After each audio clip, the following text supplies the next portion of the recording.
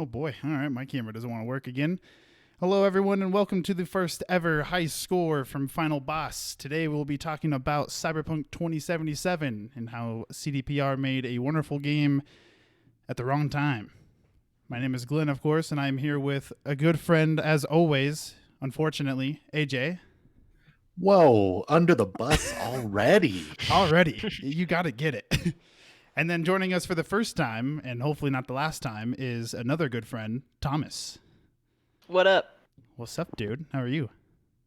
I'm doing pretty good. I'm excited to talk about this game for real. How excited? How excited? Yeah. Very excited. Like you've been waiting your whole life? I want to say I've been waiting my whole life, but I think this game is catching a lot of flack. And in some ways it definitely deserves it, but in some ways it does not. Understandable. Well, before we jump into that, I have some quick things to announce. For one, I finally made us a motherfucking logo. Logo is finally made. It's not great. It is Christmas themed.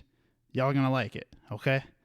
I thought that I wanted something, and I worked on it for months, and I talked to a certain friend about it for a while. Realized I was thinking of the wrong kind of logo, and we needed something that was more compact and more small. That's what she said. It's not what she said. And I realized that we needed to just do an F and a B for Final Boss, but we had to tweak it a little bit, make it look really nice. So that is done. Also trying to figure out how to put Final Boss on Spotify and Apple. I'm lost. I looked it up last week. I did a couple of things to mess around with it. Found a couple programs, but nothing good. Nothing good came out of it. So hopefully that is solved before 2021, and hopefully 2021 is off to a good year. And then also got a couple more videos in the works for the rest of December. Have a really fun one coming up that I think should be interesting. You'll be kind of like a March Madness bracket style of video games over the last 7 years. So if anyone remembers that question I asked them, that should be a fun video. So, but yeah, without further ado, it's Cyberpunk time, and it's time to talk about everything. There will be spoilers. I just want to make sure we talk about non-spoiler stuff first, and then we'll just get into all that good. So we'll get things off our chest about certain things, like Thomas mentioned, and then we'll get into the good stuff. So who wants to start? I will wait until the end. You want to wait till the end? Yeah, why not? Oh my God. I figure I probably have the most balanced opinion, so. You think you have the most balanced over me? Out of us three, yes, by far. Okay. I'm under a lot of pressure here. Thomas, do you want to go first? Or you want me to go first? Well, it depends. Do you want to get the corporate stuff off the table first? Because I feel like if we're talking about non-spoiler stuff, that is definitely going to come up. Like the handling of the game, as far as stuff that like really doesn't have to do with the game but kind of has to do with the game, has been historically bad. Like it's maybe the worst release I've seen since Fallout 76. I'd say Anthem is probably like worse because that game was just like absolutely bare bones. But that's funny they bring that up, because AJ and I literally were just talking about that on the phone, I don't know, 3 hours ago, and we had the same conversation of, I feel like Anthem was bad because there was nothing in the game. Cyberpunk has a lot of stuff to offer, but there was so much wrong on the outside. Like, it's like a little chocolate egg, right? On the inside, it's well, no, never mind. Chocolate egg is hollow. Never mind. Ignore that. An actual egg, right? So let's think about a yolk. That's the show. We're done. Think about Anthem an is actual the disappointing. Yeah, Anthem is the disappointing chocolate egg that has nothing in it. Right. Cyberpunk is the Cadbury egg that has the good creaminess in the middle, but it got dropped on a turd. So the outside's a little scuffed. Yeah. I think let's go ahead and do that. Let's go ahead and talk about what everyone's talked about for the last week. Let's not, extend our time on that, because obviously all three of us enjoy the game and would like to talk about the game itself as a review and not what happened in the last week as a review. So Yeah, I mean, I guess I'll start on corporate talk and what the hell happened and conference calls and all that goodness, and I guess you guys can jump in at any time.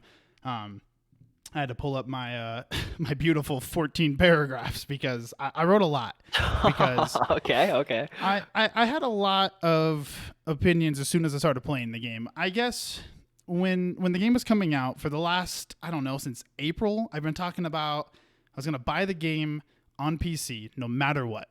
And for some reason, the night before it came out, I was like, you know what? I'm going to buy it on PlayStation 5. I'm going to review it on the PlayStation. I'm going to see how it goes. I was watching, or not watching. I read a couple articles that were like, it runs surprisingly well on the PS5 and on the older systems.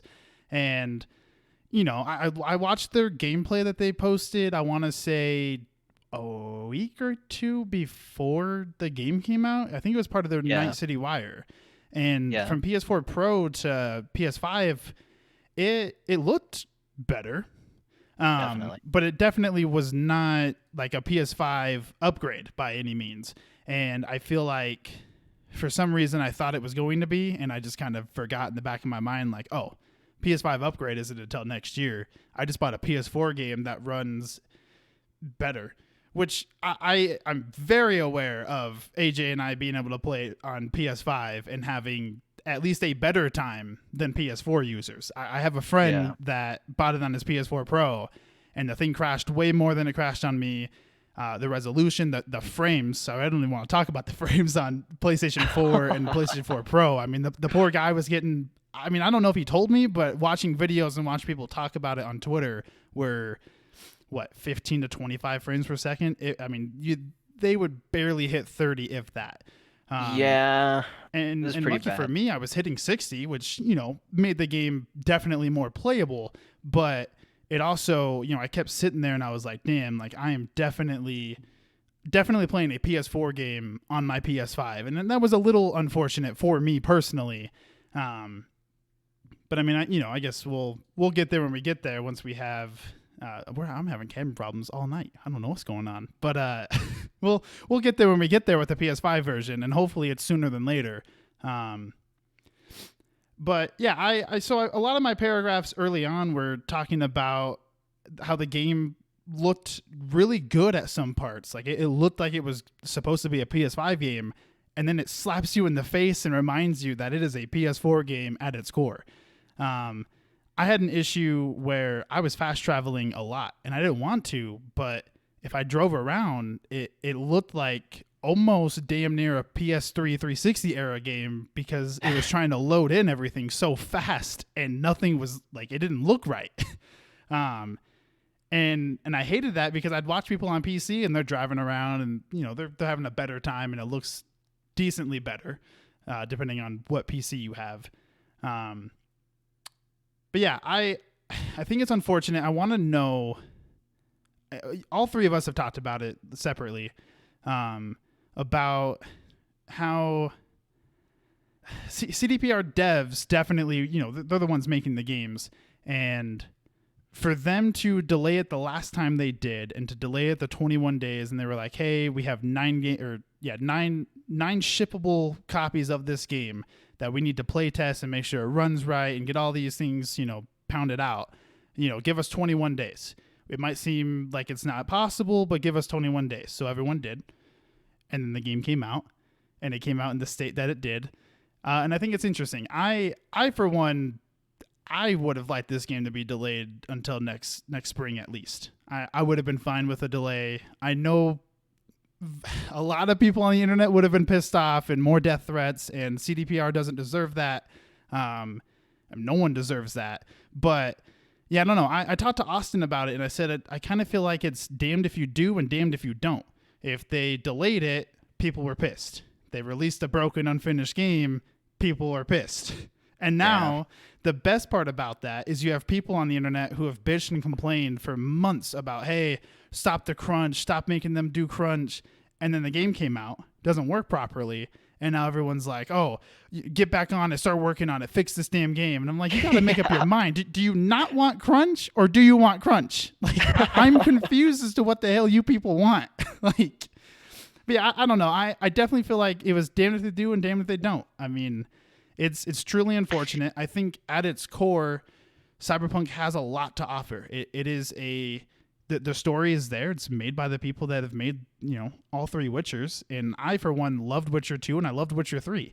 And I trust CDPR a lot. I mean, after what's going on with their leadership and everything that we'll continue to get into once you guys get to talk. But I don't know. I feel really bad for the devs because I feel like the last 2 or 3 years of their work have just kind of, I feel like maybe some of them are sitting there thinking, man, like, what was this for? Like, I worked so hard on this game for what?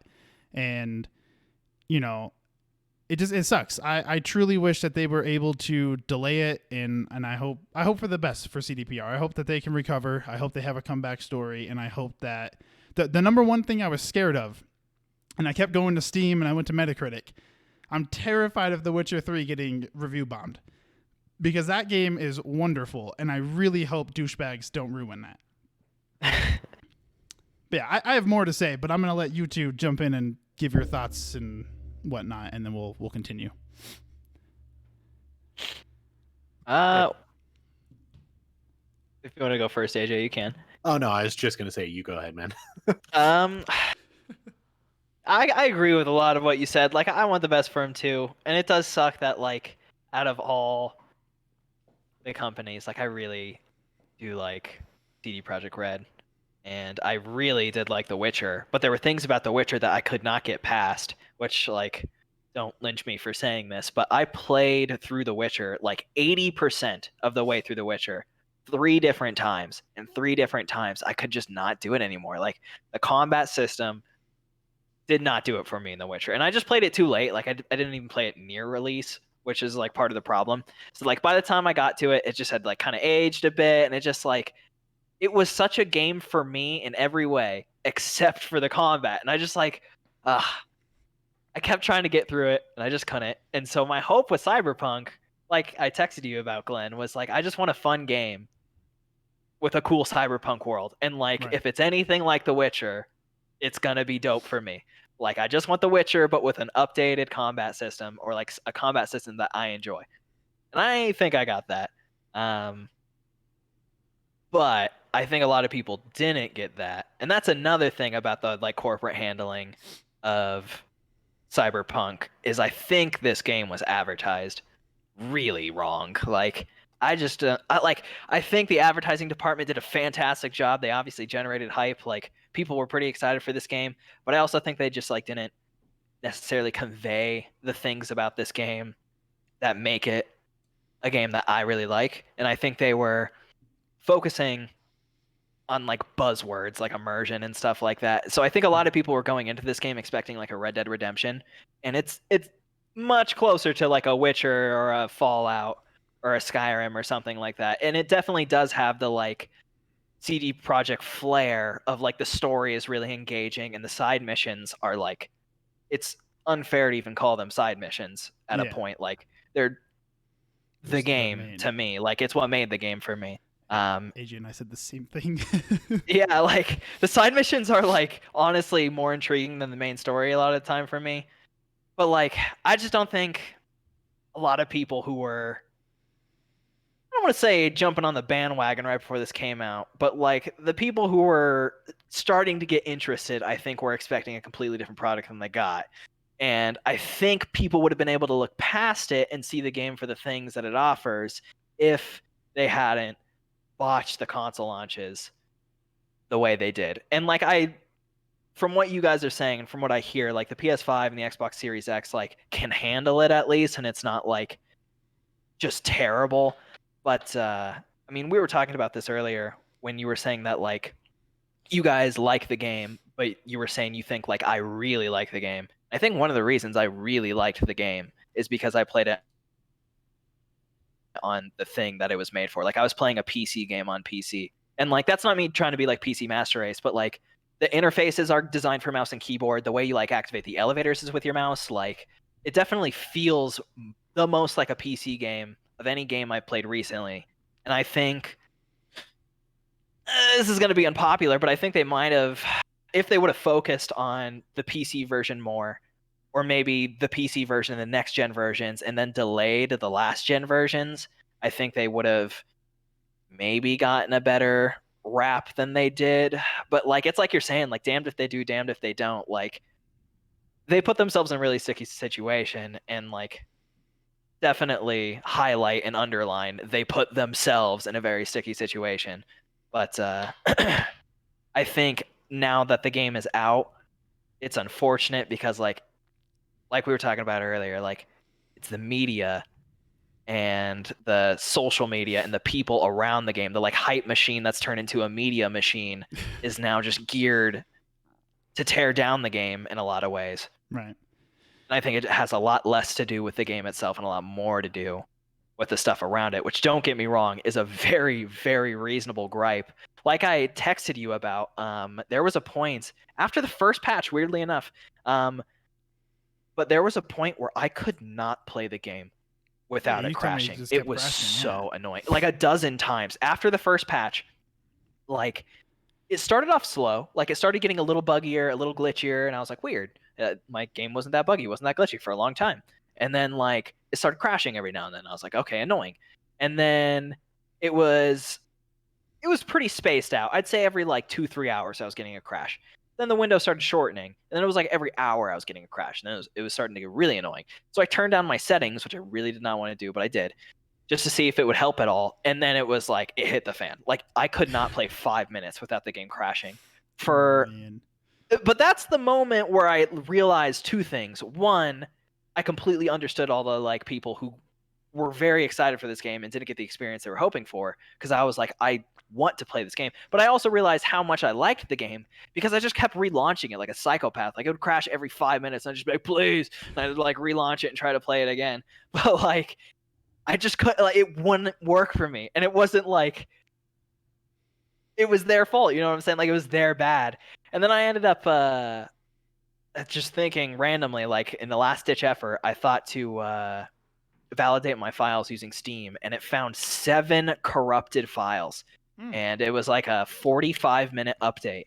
And then after that, my game ran super awesome again. And I was like, okay, nice, I'm back in it. But for that day, when it wouldn't stop crashing, I was thinking to myself, like, I'm going to have to wait for a patch, like, because I just can't play. And it definitely tarnished my opinion of the game, for sure. So I can totally get the people who are, like, pretty hard on this game because of technical issues. Right. Like, that makes a lot of sense to me, because it is, like, that was pretty egregious to me, and I can't even imagine the console. Like, the memes I've seen and stuff of, like, people T-posing through the air and, like, early PS1 looking game. Like, I don't know. It looks pretty rough on some of the consoles, for sure. So, I don't know. Yeah, I had the same... I feel, I don't know, I have the same thoughts as well, because I feel like all of us kind of saw this happening with, back in April, they said that, what did they say? That the PC version was ready and that the consoles weren't that ready to go, so they delayed it until September. And then with that happening, I mean, in the back of my mind, like, I knew that PlayStation and Xbox were going to have rocky starts. I knew that was going to happen, but I wasn't expecting it to happen in the way that it did. And something that I wrote about in my paragraphs too, because I felt super disappointed in a lot of ways, and just super underwhelmed with everything going on with my playthrough when I first started. And something that I wrote on, like, I don't know, the 4th or 5th paragraph is I put in all caps, like, we need to take care of our developers. Like, they clearly, you know, not only do we need to take care of them and make sure that, you know, they have the time that they have to make games, but I also want more transparency through companies. You know, they didn't show anyone PS4 or Xbox gameplay. And then to come out with that half-assed apology, which isn't the developers talking, that's obviously, you know, the bigger people in the studio talking, but to come out and be like, oh, sorry, we weren't paying attention to that. What were you paying attention to? Like, you have to realize, like, a majority of your audience can't find a PS5 because it's out of stock everywhere, can't find a Series X because they're out of stock everywhere, or it's 2020 pandemic. Not everyone can just drop 500 on systems, or even 300 on the Series S, or 400 on the Digi system. And it's damn near impossible to try to convince a console player to get a PC because it costs way more money and they don't know what's going on with the with the PC. They don't understand all that. So yeah, it's super interesting to see how this game pans out.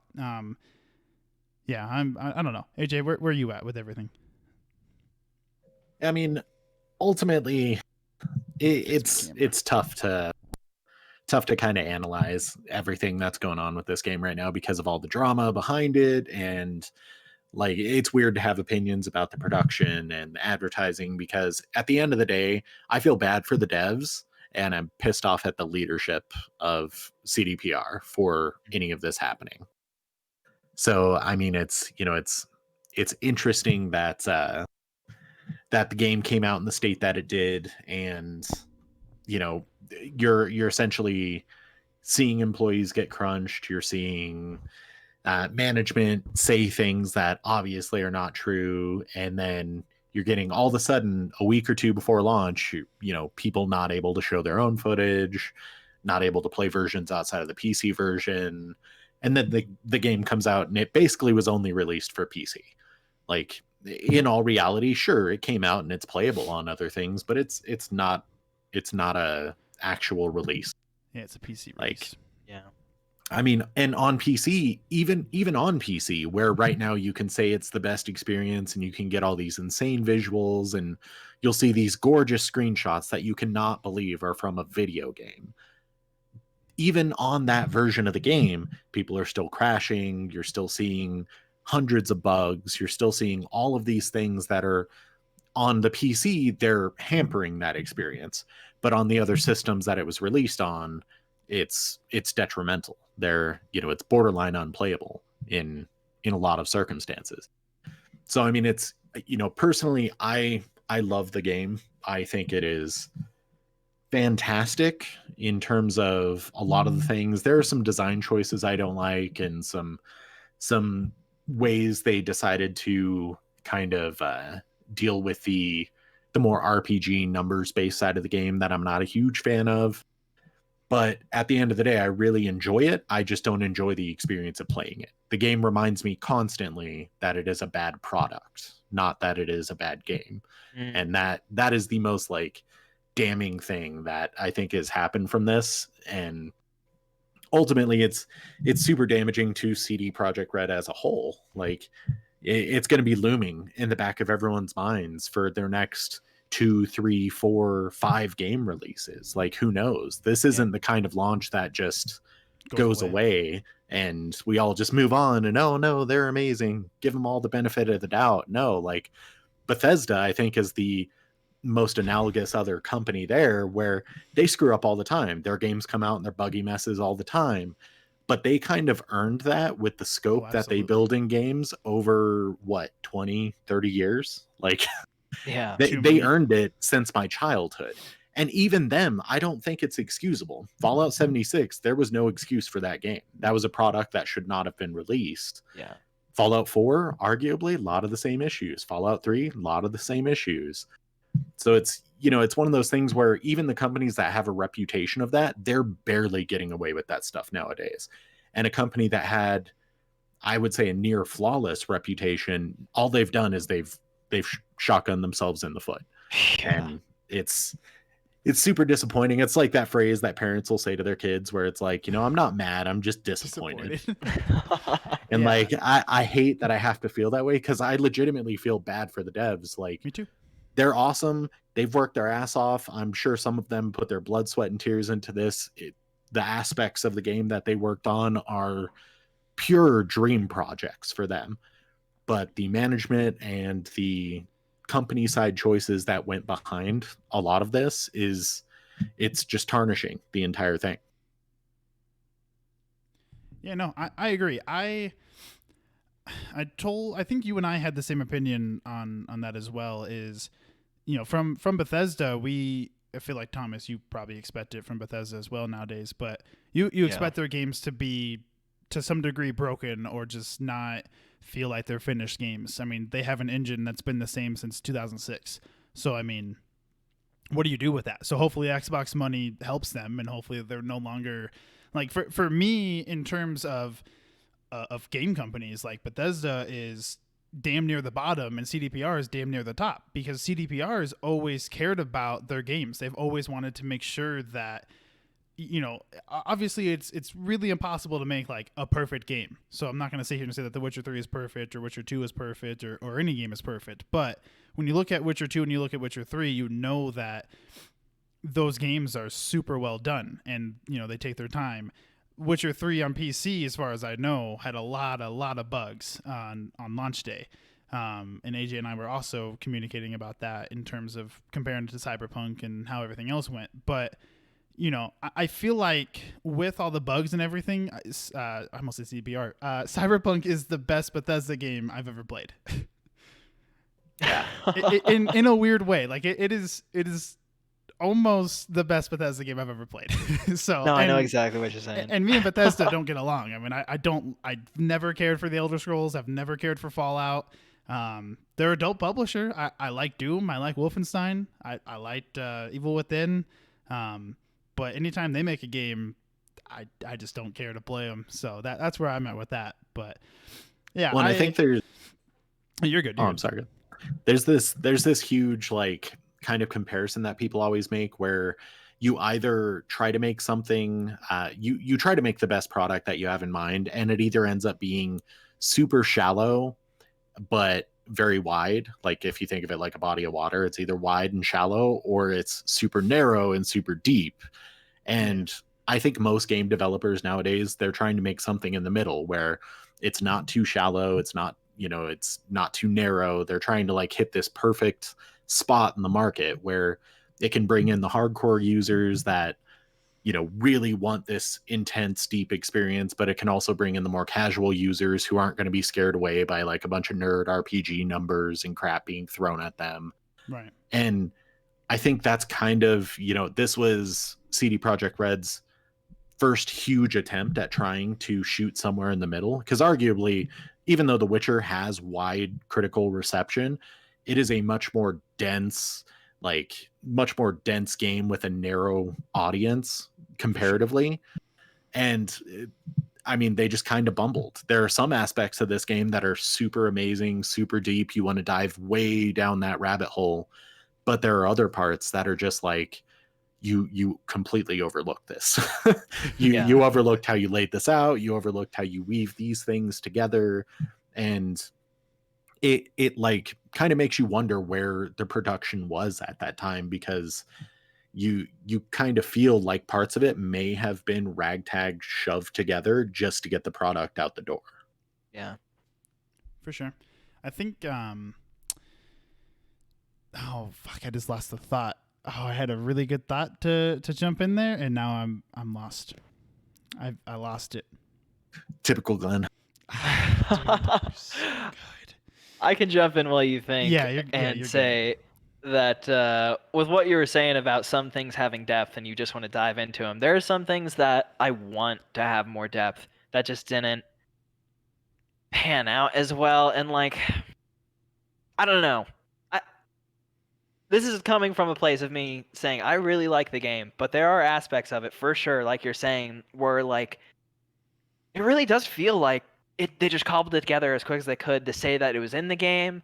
Like I think the police system is the one that people have complained about the most, because it's like it barely exists. But when I first saw that, when I first like ran over a civilian and drove for like 30 seconds, and I was like, oh, I lost the cops, I was kind of disappointed, but I was also like, okay, the focus of this game isn't that, I see, and I kind of moved on. But there are things that should have been a focus of the game, like the cyberware that I don't think went as deeply as I would have hoped.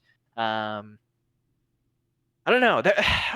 It's a weird game because there's some things where they just knocked it out of the park, and there's some things where it's like you were saying, like, what were we thinking with this? Where was the development with this? Like, why did you just skip over this thing that, like, I think people were kind of expecting? Like I was saying earlier with some people were kind of expecting Red Dead. Like, I feel like they talked about immersion a lot, and there's definitely immersion. There's a quality of immersion to this game, but I feel like, especially with like the old gen console users, they're completely missing it because a lot of the immersion kind of lies in the visuals, kind of lies in like the way they convey the world to you as the player.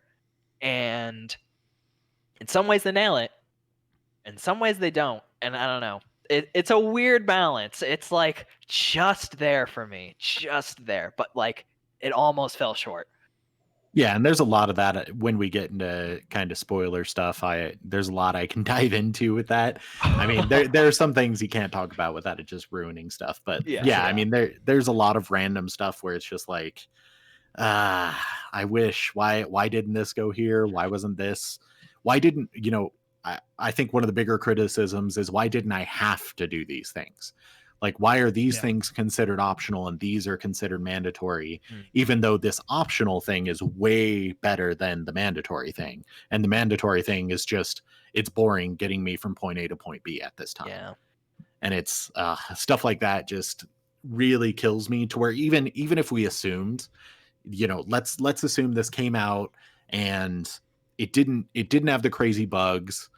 Still wasn't a great experience on console, but even if it wasn't a buggy mess, I would still have issues with kind of the structure of how a lot of the pieces fit together, because they just didn't come together correctly. It clearly needed a little more time to bake on some of those aspects.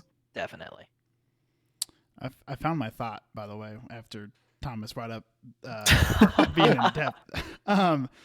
Imran from Kind of Funny made a really good point on this morning's KFGD. He brought up the same thing that I was having problems with while playing the game. Is I feel like they had two different writing teams.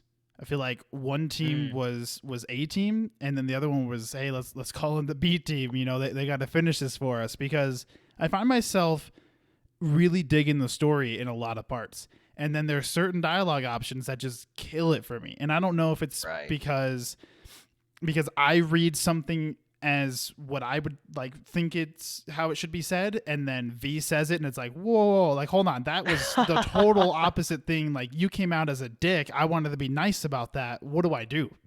And I don't know. I mean, again, I don't play a ton of RPGs. I mean, I'm not an RPG kind of guy. I tend to not play a lot of them. But Cyberpunk was the one that I was really looking forward to because of Witcher 2 and Witcher 3, and CDPR's name being on that, I wanted to play it.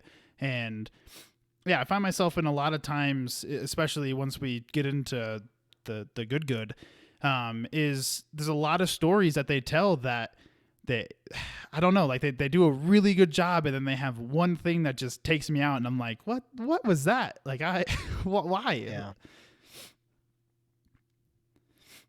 Yeah, and even if you overlook writing issues or cohesiveness between main plot and side stuff and all of that, like, there's still, the game is just constantly reminding you that it's a video game. There's a lot of times where it does not give you permission to be immersed in it, and that can be really damning at certain points, where all you want to do is you want to tunnel vision and take it in and enjoy it and just kind of go complete no life for a few hours into this one rabbit hole. And it just, things bug out, things pop up, things, all this, thousands of messages on your phone blowing up that mean absolutely nothing. Everyone and their grandma having a car to sell you. Like, it just, oh my goodness. I would hate going into a new area, because every time you enter a new area, you get a phone call from, whoever's running the damn fixer. city, and they're like, hey V, I heard you're, this and that. And you're like, how'd you get my number? Like, why does everyone in this goddamn city have my number? And anytime I enter, it's like, hey, here's this. And speaking of that, I don't think it's really spoiler territory, but there's a certain side mission, and they want you to go, save these cars. It's the Delmain, or Delamain. Oh Delmain. yeah. I didn't do any of those because I was so tired of every time I'm driving around doing a different side quest or a different main quest, I would get the damn phone call. hey V, we're sending you the coordinations right now. And I'm like, I don't want the coordinates. I don't want to go save your damn car. I want to do this mission and this mission alone, and then I'll get to that one. Like I don't want to be getting phone calls after phone calls on missions that I just don't care about. When I had the opposite feeling for that exact mission, where it was irritating me so much being bombarded by that bullshit that I just did the mission so it would shut the hell up.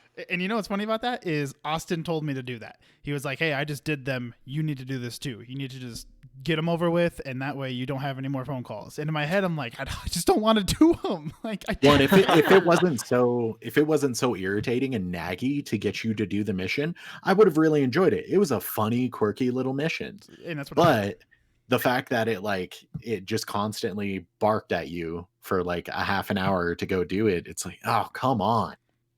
And then I was also going to point out, I don't know if you guys figured this out. When I was playing the game, I was trying to figure out why it was so hard to steal a car, because I didn't have a car at the time and I didn't have any money because, I mean, Thomas, I don't know how the hell you saved up all your schmeckles in the game, but I could not get any schmeckles. I couldn't get any of them. And I was just stealing cars, and I didn't notice this until Kind of Funny's review when Paris talked about it. And did you guys know that the game goes at your pace? So when you stop in the world, the whole world stops. Like all the cars will stop moving, and the people around the streets will still walk around and stuff. But until you start moving, no one else moves. And I didn't notice that until he said it. And then I had the moment in my head. I was like, wait, that's why when I go down the stairs after leaving my apartment and I stop moving, all the cars are just sitting there. They don't know what to do. Because the AI in the game doesn't know what's going on, because you're supposed to be constantly moving. So when you stop, they're confused. Huh. Either it's not like that on PC, or I didn't notice that, because I was watching traffic for a while when I first. Which, to say a good thing about the game, that first mission where you're like kind of, maybe not first mission, but when you're first meeting Jackie outside of your apartment, like right after the prologue, you know what I'm saying? You have a moment where he's like eating noodles and he's like trying to talk to you, and I could not pay attention to a word this guy was saying. I was looking around like, oh my God. Like, I was so blown away by the environment the first time I saw it. Like, the first time it really opens up and lets you see, like, boom, here is Night City. I could not pay attention to anything that was happening in any quest when I went to a new area. I was just like looking around like, this is insane. Well, and to be clear, like, we're getting some of the negative stuff out of the way first, so we can delve into some of the more spoilery type things. The good stuff. I mean, just to set it straight, I absolutely love this game. I do not love the product that it is. I know once it's patched, or maybe if I just decide to play it again on PC rather than console or whatever, I know I'm going to dump a few hundred more hours into it. It's just, I can't let them slide on the experience that it is now, because saying that, oh, you should be playing it on PC, or, the PC version's great. I mean, the PC version isn't great. It's just pretty. It still has 80% of the same BS that's wrong with it. And that's the stuff where, they can't just slide on that because the game looks nicer in one aspect. Like, if you look at it that way, if they released it on PS4, PS5, Xbox One, Xbox Series X, and PC, well, that means 20% of what they released was done semi well, and the rest is shit. Yeah. So it's like, I don't want to come off completely negative and just say, we all hate it, it's garbage, let's bitch about it the whole time. But I mean, you got to get that out of the way up front, is that the studio fucked up a lot of things, and even the best version of the game right now is not perfect, and is nowhere near perfect, either in design, execution, advertisement, any of it. No, I agree with that. Like I was saying, I had the crashing issue. I will say, I don't know. I would argue against you with you saying that 80% of what's wrong with the game is popping up on PC, but I just mean 80% of the game out there. Like, if each console, each system it's on is 20% of it. If there's currently basically 5 platforms, 6 if you count Stadia, which Stadia is just another form of come on PC, so whatever, I'm gonna We ignore don't that. talk about Stadia But, here, all right? I mean, Stadia if is you not count real. all the platforms, and only one of them is kind of working correctly, Yeah. the majority of the game is not working correctly and should not have been released. Yeah, absolutely. Even if I can agree played with through that. it all on a PS5, I in general like the story to an extent. I have some issues, but I mean, I liked it. I enjoyed it. I know I'll go back for plenty more, but I mean, when I go back, that's probably going to be months from now, or it's going to be on PC after a couple of big patches in the next few weeks, hopefully. Yeah. There's another patch coming out, I think, today for consoles and in a couple of days for PC. And I should mention, I have a 3080 in my PC, and I also have an i7 9700K. And like, I think, honestly, my PC just muscled through a lot of the things that if I had my old graphics card, my 1080, I think it would have struggled pretty hard, and I would have had a lot more glitches. And like I said, I had the crashing issue. Like, I don't know. I should say, like, I am one of the very few people, and I realize this. This is not me like flexing. This is me saying, like, I understand there's other experiences out there. But as far as my experience goes with like a Super Beast PC, I was able to play a really cool game, and it really, really genuinely disappoints me. Like you were saying, like, I'm not mad, I'm disappointed, but it really disappoints me that other people aren't able to play the game that I got to play, and like the people who would want to play the game that I got to play would have to spend, thousands and thousands of dollars on a PC if you could even find a 3080, which I had to buy a whole PC and scrap it for parts just for the card in order to get the card, because like I was very excited. Like, I would say I'm a PC enthusiast, and not everyone is, and it is super messed up that, like you're saying, 80% of this game released is not up to snuff, and it bums me out. Like, I'm glad to be part of the 20%.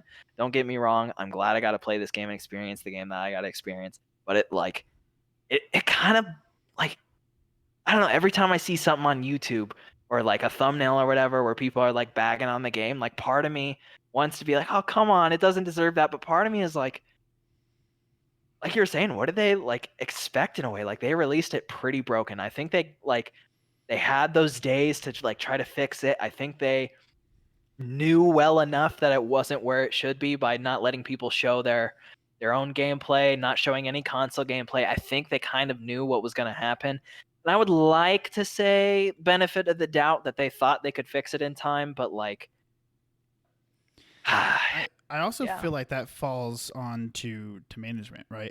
You have the leadership team over there, or anyone in corporate. They saw the record breaking pre-order numbers and sat there and said, nah, we can't not take this money and run with it. I mean, Yeah. they made so much money off of pre-orders alone that I'm pretty sure, I want to say I'm pretty positive on this. I think pre-order numbers in terms of sales made all of their money back, and I think anything after pre-order money was just profit. I'm like 90% sure on Yeah. I mean, to be clear, they've made their money. Like, they realistically, if they didn't care and they weren't going to be making games anymore, they could walk away right now, be rich as fuck, and it would not mean a goddamn thing. Yeah. But sure. like, of course, that's not going to happen. That's not their No. intent. They are, well, I don't want to say they as in everyone, but I would say the majority of the company is ashamed of what's happening right now. For sure. There's a lot of people who feel their work is being shit on unnecessarily, or in a way that they had no control over. Yeah. And it's a very small sect of people that made the decisions that put them in the situation they're in, and they're all kind of paying for it, which really blows. Yeah. And I did see the apology earlier this week was pretty half-assed, but they did come out Apology. today. Yeah, I mean, apology. Yeah, okay. I know today when Xbox announced that they were issuing refunds as well, CDPR came out with another beautiful yellow message and said that they want to make sure that everyone that isn't comfortable with the game that they own, that they can refund it. So if certain retailers, like, I guarantee GameStop isn't taking games back. I saw that Best Buy was. I haven't seen anyone else confirm that they are taking disc copies back, but they did say that everyone that emails them at the whatever the email was, something refund me. I don't know. Help me refund. Yeah. Help me refund Cyberpunk or whatever the hell it was. They said that even if it comes out of their own pocket, that they are going to make sure that people refund them. So I am happy to see that they're seeing this, and that they're not just gonna sit here and be like, well, you guys bought it, so take it or leave it. Yeah. And back for a sec to what you were saying about you playing it on PC and getting to experience something that, you know, most other people didn't. Even if you just think about your PC setup, you are such a minute percentage of how people are experiencing it on PC. Yeah. Like the number of PC players that have a 30 series card or a 20 series card is so small compared to anyone who's on a 10 series or older, or anyone who's playing on an older i7 or an older i5, or, you know, any of the initial Ryzen cards or anything, like, or Ryzen chips, I should say. And like, it's such a small subsection of enthusiasts that are getting it as intended, kind of, that it's baffling to see that they didn't delay it longer. Seriously. And it, like I was saying, it bums me out, because like I look at the store page every now and then to see like some of the reviews, and you see some people with like, you know, like a normal rig, like they just like playing PC games, and like obviously the game just isn't working out for them because of the way it's optimized and because of the like the release that we've had, and like it just bums me out. No, absolutely. And it killed me when, because I obviously am playing on my PlayStation, and when I turned on my PC on last Thursday, because I wanted to watch Game Awards and then the Disney Investor Day stuff, but I went to the Steam page just to see, you know, how Cyberpunk was doing, and it killed me to see that game is mostly positive.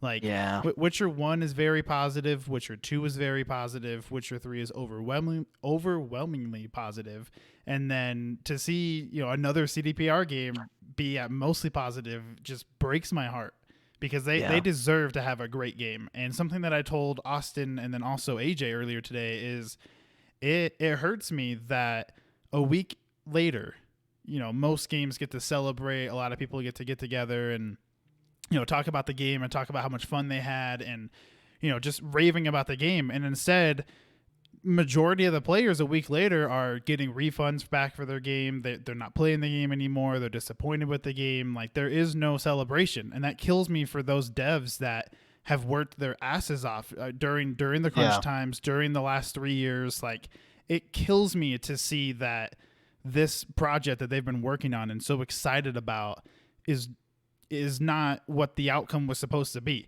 Like, Paris Lilly talked about it perfectly on Twitter, was like, this wasn't the season finale of 2020 that we were supposed to get. We were supposed to get, here's Cyberpunk 2077, rave about it with your friends, have a great time, and then, you know, hopefully in a week Godzilla doesn't emerge out of the ground and we're all doomed. So you know, it's super unfortunate to see. And obviously gamers can be disappointed all they want, but I feel like those gamers need to realize at a certain point how heartbreaking it is for those devs that actually put their work into this game for it to not be what it was intended. Yeah. Crossing my fingers for a redemption arc, that's for sure. And I hope so too. I mean, No Man's Sky did it. I didn't. Yeah, No Man's Sky did it, and No Man's Sky was a lot more shallow than Cyberpunk is currently. It had nothing. I bought that game because everyone talked about it. I was like, what the hell is this game? The sad thing is, I do think there will be a redemption side to the tale that is Cyberpunk, but it's not going to be like No Man's Sky, because there's a huge difference between the person you didn't know and didn't care about screwing up and then making up for it, and the thing that you have known and loved and trusted. Like, it's a difference between some asshole on the street punching you in the face and your mom beating you. Like, they're two completely different ballparks. Yeah, no, and I agree with that too. I think that's why everyone's disappointed. You know, no matter if you love the game, and if you know, this is not a traditional review scoring here, but if we were talking about a 1 through 10 system, like, it's a bummer that people that would put it at an 8 or 9 still are disappointed with it. Like, yeah, it's high up there on their list, but you know, it's not up there. And especially for me, I mean, before we jump into the good stuff, I was really expecting this game to sort of shine for my game of the year list, because I've played a lot of great games this year. I feel like a lot of us have. 2020 was a really good year for video games. I've made a tweet about it saying, like, what a fucking year.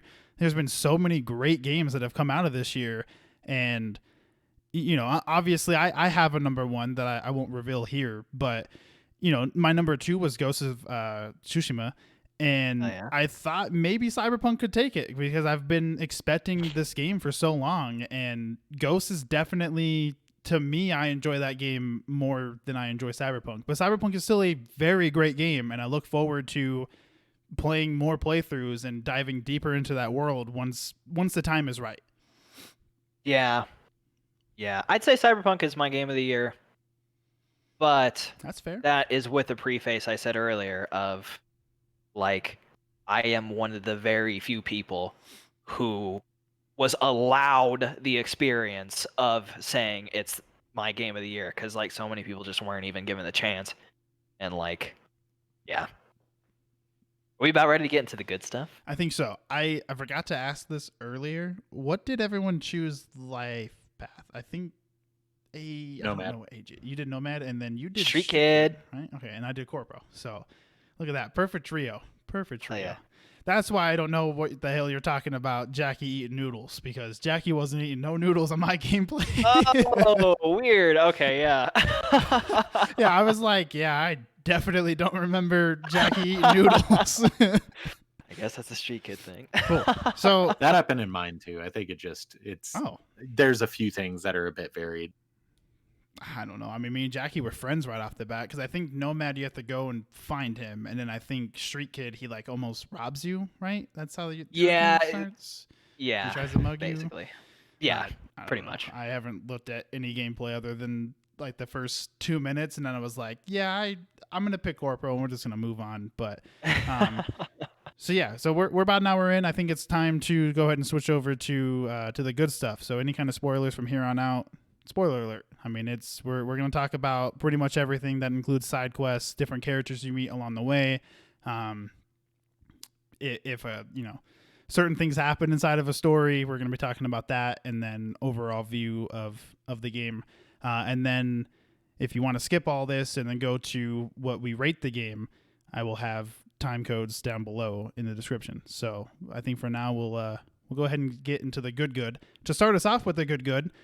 Did either of you guys see the title card? No. For Cyberpunk? Yeah. I got definitely robbed. Didn't. I don't know if my game was just glitched or if something happened. I never got it, and I was super upset, because Blessing on Kinda Funny's review from last week was, hey, like 8 hours in, the title card pops up and it's this big moment, and I was like, hell yeah, I'm so ready for that. And I'm playing the entire game. I once I beat the game, I sat there and I said, I'm 16 hours in. I just beat the main story. I didn't see a title card. I never got my title card. Yeah, I realized that about 2/3 of the way through. I was like, wait, it never happened. What's going on here? Now, Thomas, since you did get it, correct me if I'm wrong. I went to YouTube because me and Austin were having a conversation earlier this week talking about it, and I'm like, I'm pissed that I was robbed of my title card. I like me some damn title cards, all right? Yeah. And I looked it up on YouTube, and it's after Dex shoots you in the head. Yeah. Why did they put it there? That was I don't even know what I was doing during that sequence. My screen was glitching out, doing its weird cyberpunk thing, and then I swear to God, I never saw the title card. It went from red to junkyard, and then that was the game, and it just kept continuing. Yeah, Yeah. I don't know. Yeah, I was wondering about, the Wake Up Samurai line and like a title card, and like I never saw any of that. I didn't skip anything. I wasn't touching anything on the controller. It just, I thought I knew where it happened, and it didn't. How pissed I did not off get are the you Wake Up guys? Samurai either. Yeah, how pissed are you guys that we didn't get the Wake the Fuck Up Samurai? I think it might be in the game, but I don't think What you a can great just get it line from E3, and they immediately were with you. like, "Yeah, cut that bitch. we don't I need mean- that line no more." I'm fairly positive that at the junkyard scene, at least for the Nomad Life Path, that's where it happens, because they talk about that part in the future when he's Oh. like thanking Johnny for saving his life and all this crap. Oh. And they describe the situation a couple times in random conversations, but I never saw it. Like I got shot in the head, and then I woke up and Johnny was with me. Yep, Mm. same thing. Got curb stomped, shot in the head, and then nothing. No build up to epicness, no nothing. They were just like, "Here's Cyberpunk."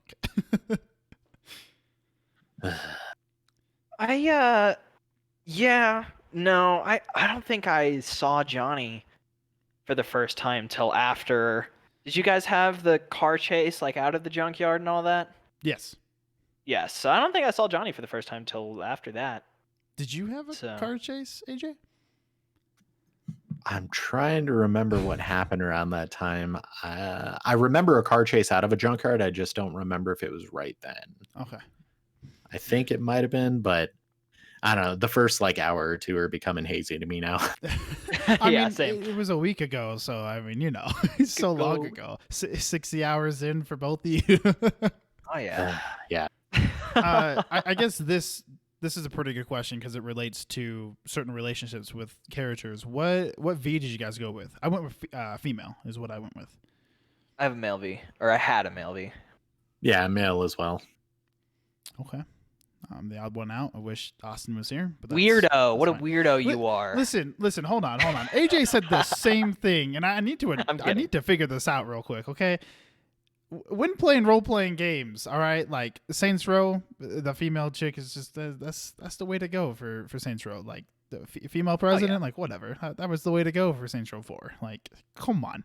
And then every other game, I've always done female just to see what's gonna happen. Like, I don't know. In all fairness, I'm probably the odd one out. Most of the people I know, a lot of the people that play games where you get to choose and create a character, they always pick female or they pick the opposite gender, or, anything like that. I just have always, the way I've kind of looked at it is, if I am the person making the choices and it's supposed to be my avatar and representing me, I typically play a dude and I make them look either like me or how I would like to look in that world. But I think a lot of if the game is being, the story's being told to me and the character's its own thing, kind of like Mass Effect, I didn't feel like I was Shepard, so I didn't care. I played as the standard Shepard. I didn't customize mine. I didn't. I was okay with playing however and just letting the character be the character, because that story is being fed to me. Whereas in a game like Cyberpunk or World of Warcraft or most MMOs or anything, that character is me. I'm deciding it. So I wanted to epitomize who I am. Understandable. That's the only reason I'm saying I might be the odd one out in that regard. No, Greg Miller had the same thing. He usually plays as Taylor Swift or someone else, and for this game, he decided to play. His character was based off of someone on Wall Street movie. I forgot the name, but Wolf of Wall Street, the Leonardo DiCaprio's character. No, not that. Oh. The movie before that. What the hell is that movie called? Big Short. No, Trying to something think Wall of Street. movies. No, It's it was not. the movie Wall Street, wasn't it? Yeah, just Wall Street. Charlie Yeah. Sheen character. Yeah, Charlie or Sheen. whatever? That's what okay. it is. Yeah, thank you. Yeah, he wanted to play as himself, but make his character look like the Charlie Sheen character. And I don't know. For some reason, also with this game, they advertised a lot of female V, and then last minute switch up male V on the cover, male V on the statue, and like totally changed their minds. I don't know what happened there. How was the voice acting for male V? I've watched like maybe 30 seconds of it, so I don't know how good or bad it was. That's why I went with a male character, actually, is because I liked the male voice actor so much, and that is one of the things that the game knocked out of the park for me. The voice acting for male V, I thought was so good. And there is those moments where, like, like you were saying, you read a dialogue choice and then you say it, and he says it in like a mean way, and you're like, I meant that in a nice way, or like the other way around. Happened way And too many times. eventually, once I got the flow of the game more, I started like my V became a more solid person, was less wishy-washy, because I like kind of understood what dialogue options were gonna evoke what response. And then once I kind of got that down, I kind of fell in love with my V, which I know is weird because like from what I've seen, a lot of people didn't really love V. And like I can get that, because I think if you're like the type of person who was expecting a more hardcore RPG where like V is just a vessel, I think people were kind of disappointed because he's not super a vessel. He's kind of his own guy, or like his own girl. Like they're in a way its own character. And I feel like CD Projekt try to have its cake and eat it too in a way. Like it works in some places and it doesn't in others, because like they try to give you that feeling of having your own V, and in some places like V's made their choice. Like V is gonna do what V is gonna do, whether or not you have anything to say about it as the player. And I don't know, but the voice acting, nailed it, just killed it. There were so many lines that gave me goosebumps. There's so many lines where I was like, hell yeah, that is exactly what I wanted to hear, and the exact tone I wanted to hear it in. And I think voice acting overall for a lot of the characters were pretty well done. And I wish I knew all of them. I mean, obviously, I think the only one that I know, and maybe the only one you guys know, is Keanu. So I don't know. I wish I knew all the other voice actors and actresses. Yeah, I looked up a decent chunk of them just because I was curious, and there's a few I've seen from other games, but not that I'm like super familiar with. I mean, of course, everyone knows Keanu in the game, but a few of them played some other cool people in other games.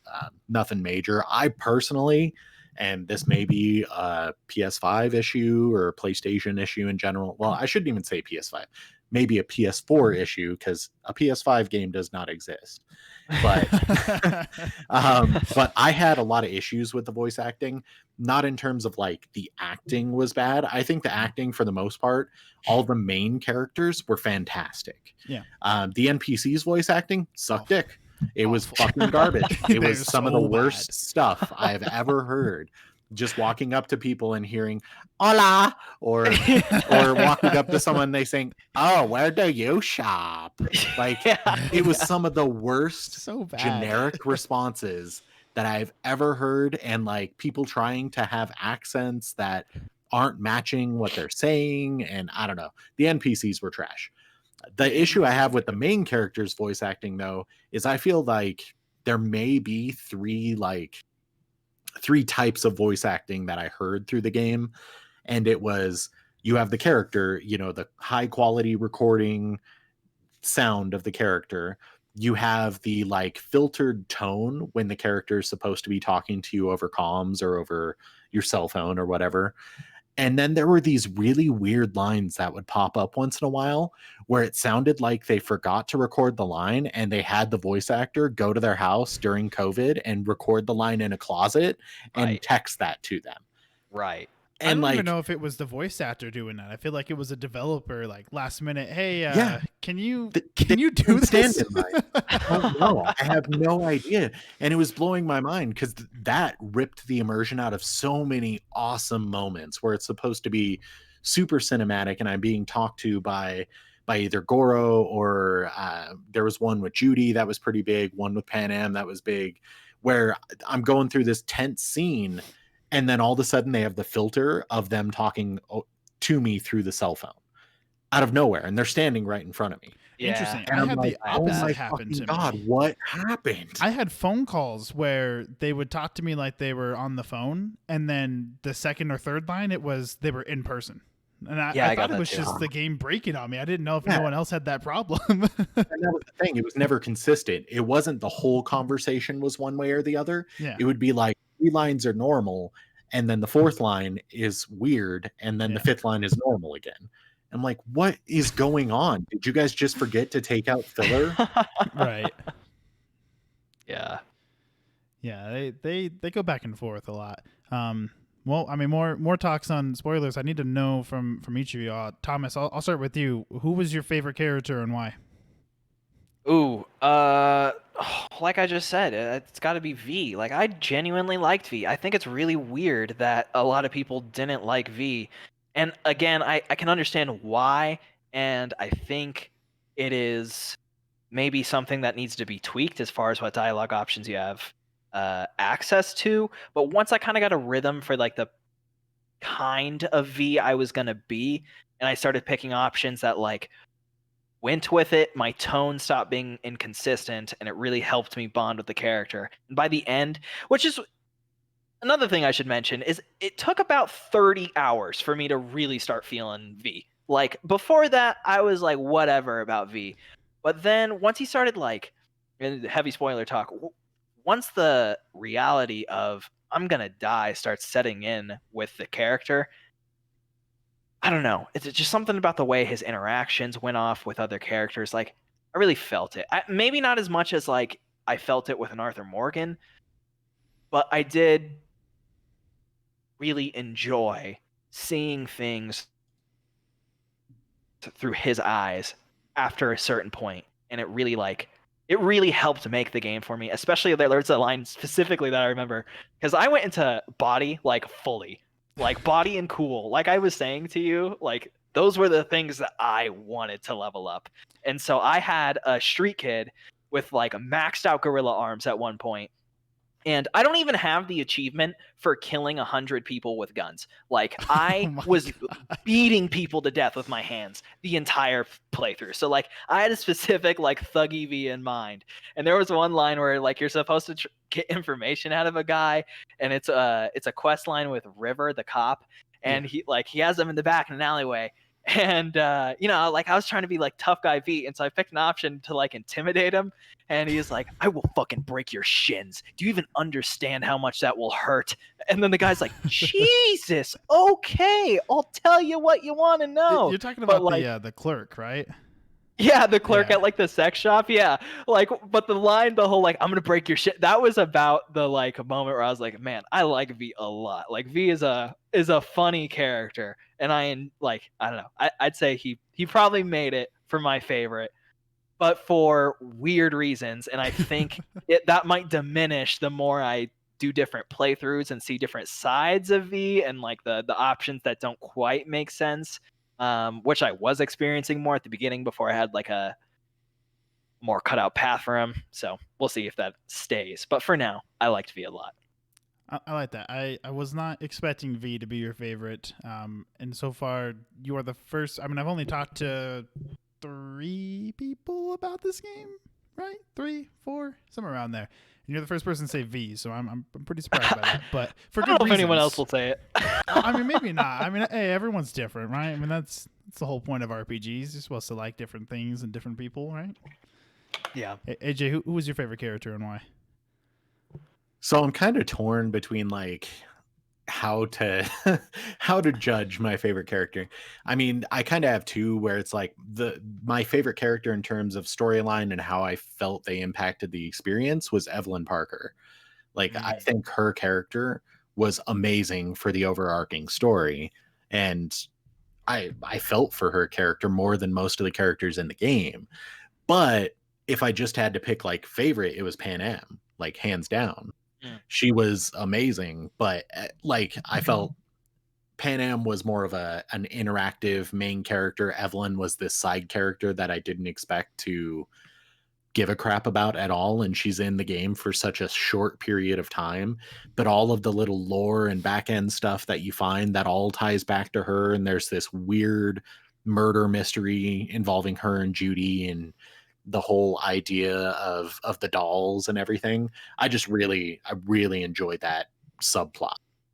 Yeah, I wasn't expecting to like that side mission as much as I did. I kind of just did it because I'm pretty sure I was waiting on Goro's call, or someone had to call me, and I was like, let's go do the side mission, I guess. And then it turned out to be a really good storyline, and it had a lot of good writing for that storyline. Well, and it got referenced. Well, I guess I can't say if it did for everyone, but it got referenced in my playthrough like 5 or 6 times after I was dozens and dozens of hours away from that. I need to ask you this. So during that mission, when you go and discover everything that's going on with the dolls, did you kill what's his name, Mr. Wood something? Mr. Forrest, the boss guy. Mr. Forrest, yeah, Mr. Forrest. I forgot his real name is like Mr. Woodward or something like that. Did you kill him in his office, or did you just talk to him? No, I didn't. I talked to him in his office, and then I killed him Later a on, bit down the road after Judy meets with the chick who runs the dolls. So I had an interesting Really? thing that I couldn't get into his office. I knocked and he was like, "Go fuck yourself," and I said, "Okay." Yeah. And he opens the door and I shot him a lot. It took a lot to kill him, and he finally died. And I was like, "Cool, whatever." Moving on. Did other things. Came back to that storyline. And when you go talk to whoever the chick is that runs the dolls, she's talking about, hey, Mr. Forrest is in so-and-so. And I was like, Mr. Forrest is dead. What are you talking about? So in my game, I killed him, but for story purposes, he came back to life and he was downstairs and I had to kill him again. Well, and that's what I Weird. don't know, because I fought him there in that same thing in his office where he told me to fuck off. Yeah. I fought him there, and I guess he just didn't die. Yeah. So I'm maybe that was a convinced- glitch, and maybe there's multiple points at which you can kill him, and I just killed him at guess so. a couple of times. Is it I don't possible you know. guys went non-lethal though? Like, is there a chance he could have been knocked out for you guys, or were you guys like pumping him mean, full of lead? When he was on the ground, I made sure to shoot him in the head again. Like he was definitely a dead boy on my game. So like I was super confused when I had to fight him again. But I also think Weird. we weren't supposed to fight him because he never had a health bar for me. Not the boss Yep, same health for me. bar on the top or even above his head. He had no health bar. But when I fought him Yeah. the second time, he had the boss health bar. So I think we weren't supposed to fight him the first time. But I don't know. I didn't make the game, so I wouldn't know. I like 3-punched that man in his office, and yeah, he never came back. I put Yeah. too many rounds into him. I ran out of ammo fast. Bro, I'm telling you, the fists. To say one good thing about this game, above all other things, and this is a stupid thing to say, I realize it, but I love melee combat. I mean, I love melee combat. I kind of wish it was third person. Specifically fists. Like, if in a game I can run around and beat things down with my fists, that's why I played Dying Light through so many times. It's because, like, just I don't know, that's like the most fun for me in a game. And the fact that I was able to, like, just pour eddies into my gorilla arms and just keep getting stronger through body. And by the end, I just had a build where, like, I was playing on hard and they couldn't stop me. No amount of people could have stopped me. Like, I was an absolute monster, just like running around so fast. Like, I texted you about it. Like, once I got the ankle implants and could jump around, like, I was unstoppable. I mean, genuinely, they could not stop me. Like, I was just jumping around battlefields. I went into Cold Blood in the Cool Tree, and so, like, I would generate all these stacks, and for each stack, I'd get movement speed, and then I also spec'd in the other trees that had movement speed ability, so I just, like, light speed, sprinting around, one-punching basically everyone. Like, really tanky boys would maybe take a power attack before they went down, but, like, oh, man, I was just wiping the floor with everyone. It was so much fun. It made me so sad when you texted me and you were like, dude, I'm like a superhero, because when you brought it up earlier in the review, is the cyberware was kind of a letdown in a sense, but for me, I wouldn't even say it was a letdown. It just, I didn't know it almost existed, because you talked to Vic the first time, you get your hand implant and you get your eyeballs, and he's like, Yeah. okay, pay me $21,000. Well, I'm broke as fuck in this game and cannot find money anywhere in this world.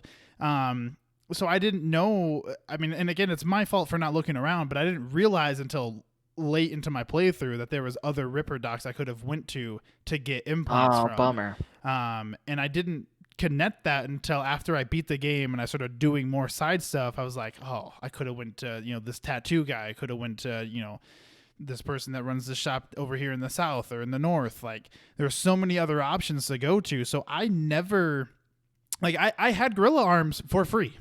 Didn't know that until after I already beat the game. So I'm using them now, but not nearly as much as I think I would have wanted to, because I would have put points into it and I would have been there. Yeah.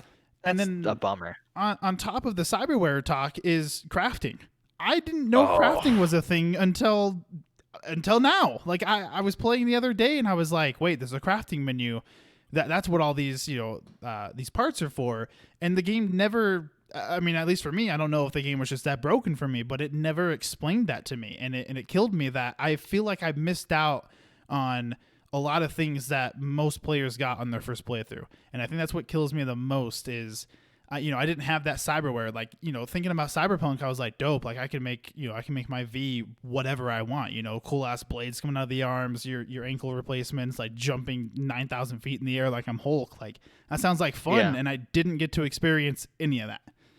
When I was going to mention that, I don't know if that's a PlayStation thing. Like, I didn't feel like I got any tutorials. I was never walked through crafting or any of that.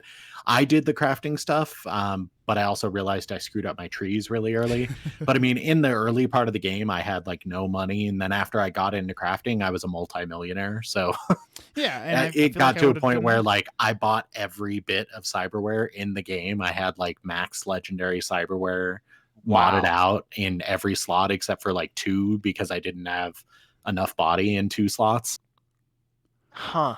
I have. Same, but I had no craft. I literally did not touch the crafting once throughout my playthrough. I was told about it. I did get like a little tooltip about it, but I just didn't care about it. And I made all my money just beating people to death and taking their stuff and selling it. Like, that was Yeah. 90% of my income throughout the game. And I also made like, I probably made like 1.5 million eddies actually, probably over the playthrough, and spent a good majority of them. But it was like enough. Like, I had enough money. I felt rich at the end. I had basically every car in the game. So like, I just made it as far as like the economy goes. But like, while we're kind of on this subject, the game economies in some ways are busted. Like, they just did not think about how it was actually going to take place inside of the game. Because you level up skills by using them, which is really, really cool, and I like that idea. But the cold blood tree, you need level 20 cold blood. And I mean, like I was saying, it's like a stack building thing. And I would get 1 cold blood stack the like second a fight would start, up to like 5 when I got to the end of the playthrough. And I reached, I think, like level 12 in cold blood by the end of the playthrough. We're talking like 55 hours in. I'd been using cold blood the entire game. And I still didn't even get close to the level 20. And I was like, Jesus, like, what do you got to do to get level 20? Like, what is going on here? Gotta play 200 I had the hours, same man. thing. Yeah, I had that the was same annoying. thing where I had like 2 skills that got to like 12 and 13, but that was the highest. And I don't know how ridiculously long you have to play to get like multiple things to 20. Yeah, I don't know. Yeah. I think my closest one is body, and that was at 16, I think. Maybe 17. Like, it's up there, but it's not a 20. It's not really not a close. 20. I mean, it's close in terms of numbers. Like, I know how to count, but in terms of game logic, it doesn't. It's not close. Yeah, it's another like 25 hours. Yeah. On favorite characters, I feel really bad about saying this because I feel like it's almost obvious, but hands down for me, it was Johnny Silverhand. And Really? Austin has a really interesting theory that he thinks I like Johnny Silverhand so much because I can't play as him. And similar to how you are with V's story, I am really invested into Johnny's story, even though it happens 50 years in the past when playing this game. But I enjoy him as a main character, and I enjoy his side characters more than I like V as a main character or V's side characters. And I mean, even with that, his story is super cliche, right? Like, it's this dude that wants to go out on top. He's a rocker boy, he hates everybody. He wants to smoke himself to death. Has a chance to become a Night City legend, and he takes this mission, and I mean, he does it. He became a Night City legend. I mean, he dead, but he became a legend, and that's what he wanted to do. And something about his story, man, I want to play as him so bad. And I don't know if it's because his gun was just so good, like playing his parts in the game, right. just blasting people in one shots. Like, Did you not get the gun in the game? Oh, I absolutely did, but I did it after I Okay. beat the game, Aw. which also kills me because something that we're gonna bring up in a second is with side missions is I feel like a lot of side missions should have been main story stuff, Yeah. or at least some of it. In especially down. Johnny's stuff, like the whole talking with Rogue and going on that mission and getting Johnny's pistol, and then if you don't kill the guy, which I saved him, but then I killed him when he was knocked out and shot him in his head, you get Johnny's car, and Johnny's car is super cool. I mean, it's marketing at its finest. It's a Porsche, but whatever, it's a dope car, and you get Johnny's jacket during this mission. You get Johnny's shades during this mission, and you just get so much Johnny love that it kills me that we get to experience this dude's life through flashbacks that are super cool in my opinion. I loved going to Arasaka Tower and trying to blow it to smithereens, and ended up losing, and Rogue gets away as well as the other crew, Carrie. Carrie was in the band.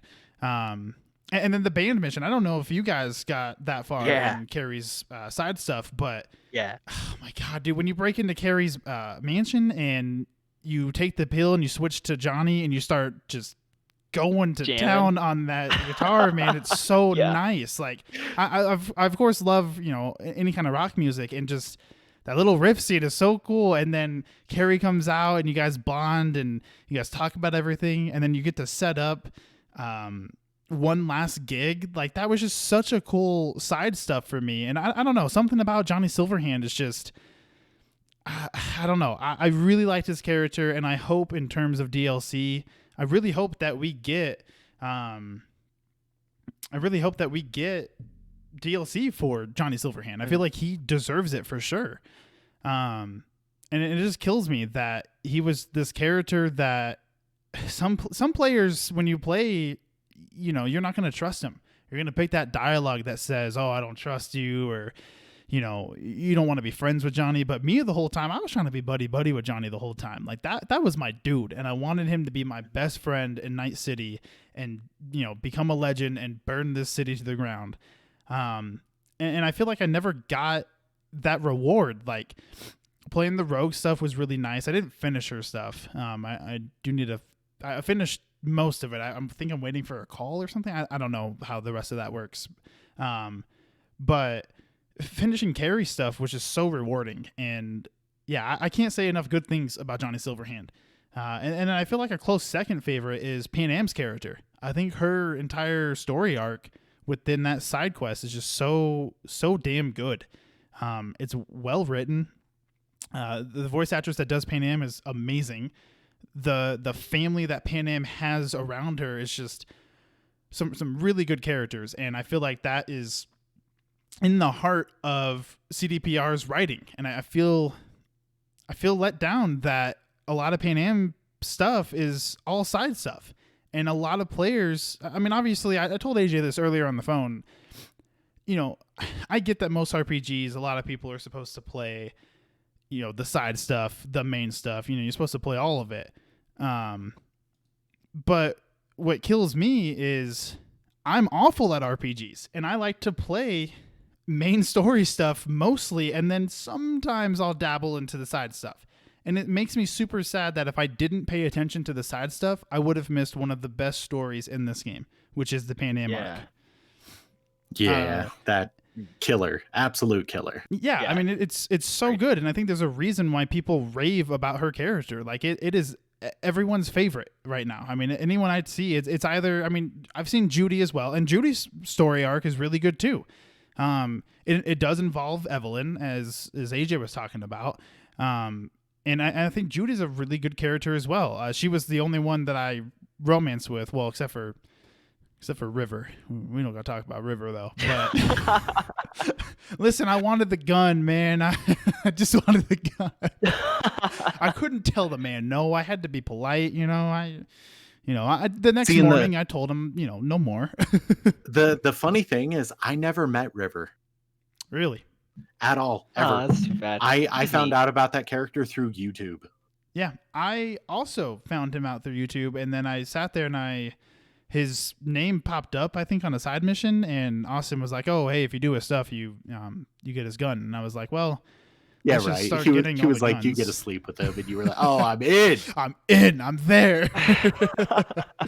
No, and River's a pretty good character as well. There's some dialogue things and some parts of that story. I will say the River story outside of Evelyn is the River story is super dark. Thomas, I think you played it. AJ, obviously, I don't. Did you finish the River stuff?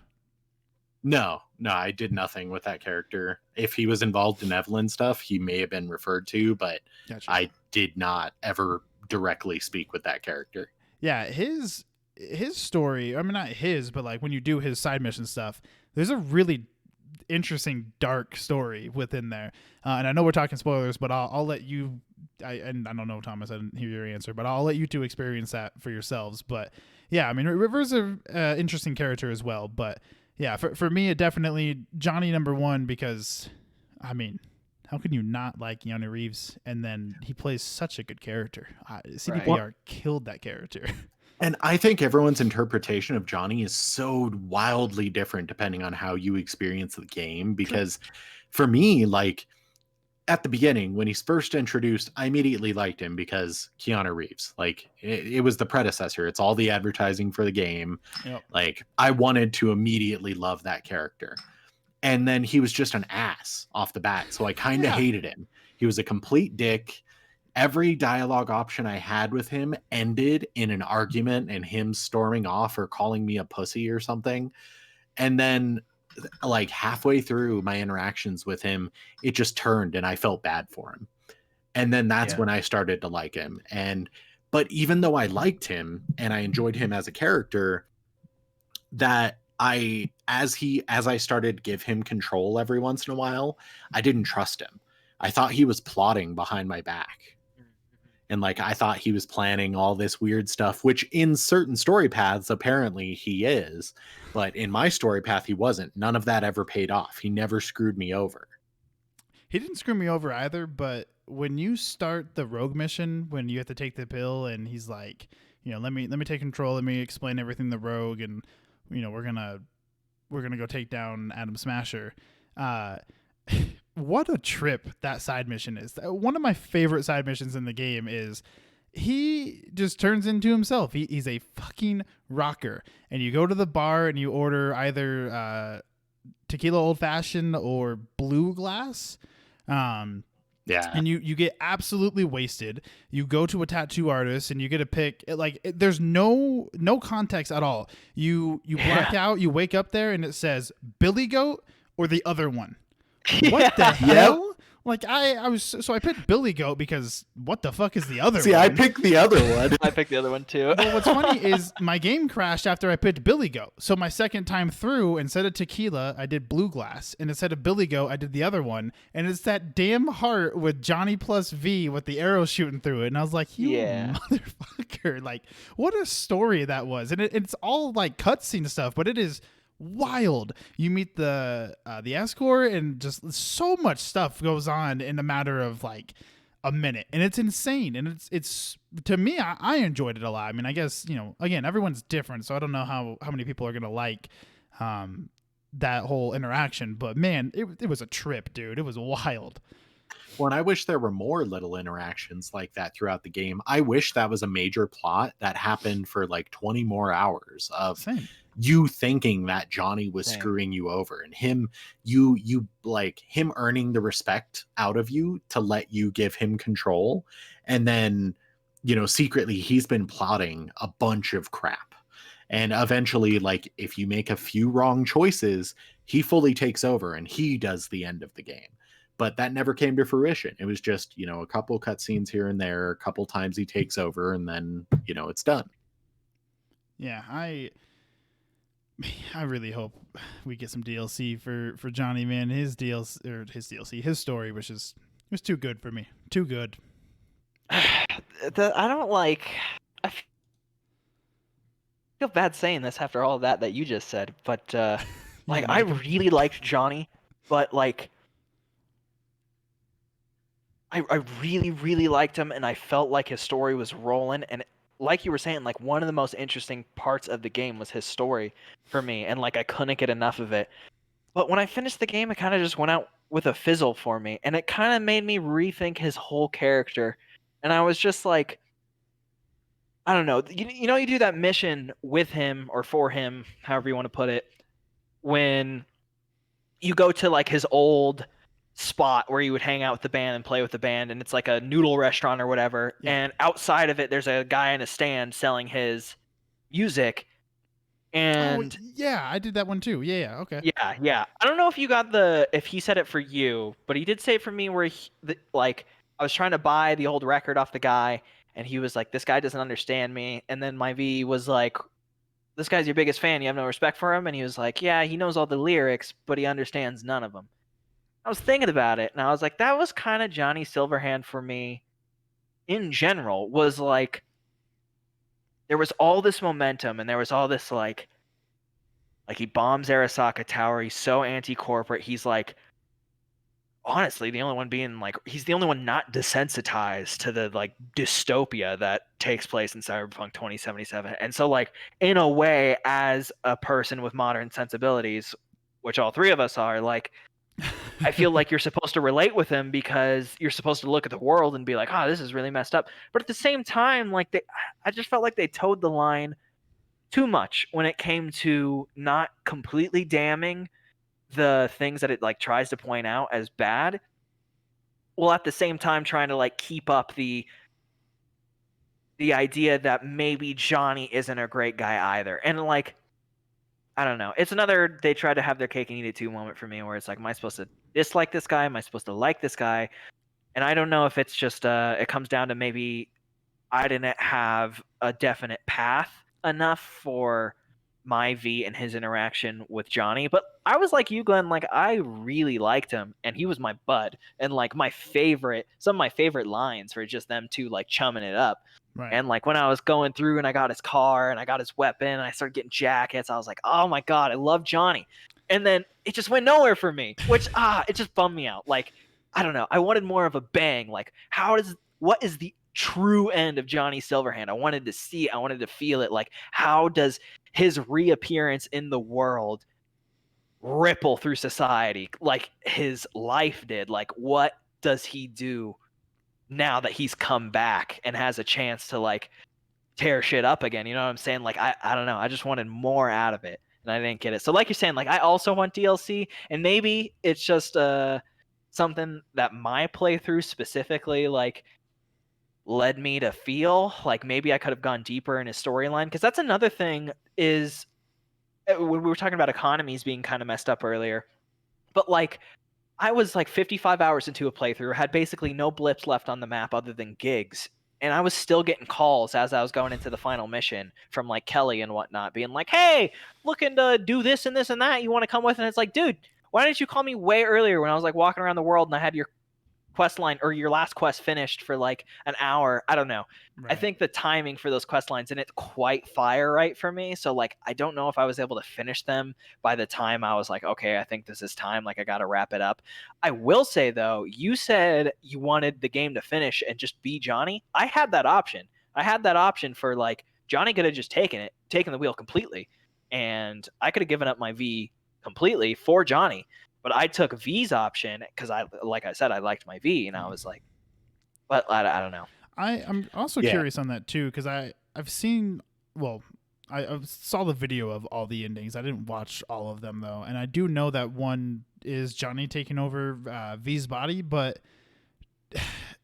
I also feel like that ending almost doesn't pay out as well, because the game relaunches you to before you beat the game. So you probably get to like do 2 hours of being Johnny inside V's body, and then you're back to V and doing all the other stuff. So I'm curious to see. I could be wrong. I could be super wrong, and you just keep playing the game as Johnny, and that is what it is. But I feel like I doubt that. But I don't know for sure. Yeah, it doesn't go back and let you play as Johnny in the open world after that. That sucks. Oh, lame. Yeah, that's what I'm saying. Yeah, my biggest issue with this game, and I guess we're gonna go ahead and get into it because I feel like we're pretty much there. Is the ending, because I feel like all three of us, for one, I think we all had different endings, and for two, I think we all have different feelings on the way that the story went. Especially, I'm sure you, Thomas, you said that you liked V a lot. I am kind of in the opposite of, I didn't not like V, but the story for V to me was, you have, for me, because Corpro, you have a best friend in Jackie. Jackie, takes you in, you get to live with him because the corporation's gone to shit. You're no longer a part of it. Yeah. And all this stuff. And for me, also, I forgot to point this out earlier with Jackie's death. Shout out to Jackie. I wasn't expecting Jackie to die that fast for me. I don't know how fast. I think all of us had him die that quick. I told AJ, I haven't got a chance to talk to you about this, Thomas. That cutscene was ruined for me because you're supposed to feel sad and you're like, damn, like Jackie's dead. Like, what the hell? In the car, when he takes the chip out of his neck and he, puts it in you, he's dual wielding guns the whole time during that mission. His gun is sticking through his head, and that's what he grabs. Like, you can't see the chip; it's the whole gun. So he's like grabs the gun out of his head and gives it to me, and I'm like, "What the hell just happened? Like, why?" Yeah. And I mean, lucky for me, like the glitches haven't been game breaking or anything like other than that, and I wouldn't even say that's game breaking. I just laughed at it. But in a scene where I feel like I wasn't supposed to giggle a little bit, I was like, damn, like this dude just grabbed a gun that was in his head and just gave it to me. But you go on this whole journey of Vic's scared, he's terrified, and he's like, yeah, you have Johnny Silverhand inside of you basically, and you're gonna die. And the whole quest of V's story is to figure out how to not die. And Austin and I went back and forth the entire time we were playing, because in my head I'm like, no way do they kill off V, right? Like, no way do you have a character that you've been working on, like, obviously V isn't a Geralt, but this is a new franchise for them, and I feel like after Witcher 4, if everything goes right, I feel like they would like to do another Cyberpunk or something in this universe. And I'm in my head, I'm like, there's no chance that they do the Rockstar thing where they're like, oh, new character, dead every time. And I wasn't expecting it. And then as you keep playing, you go, oh, V's gonna die. Like, V is going to die.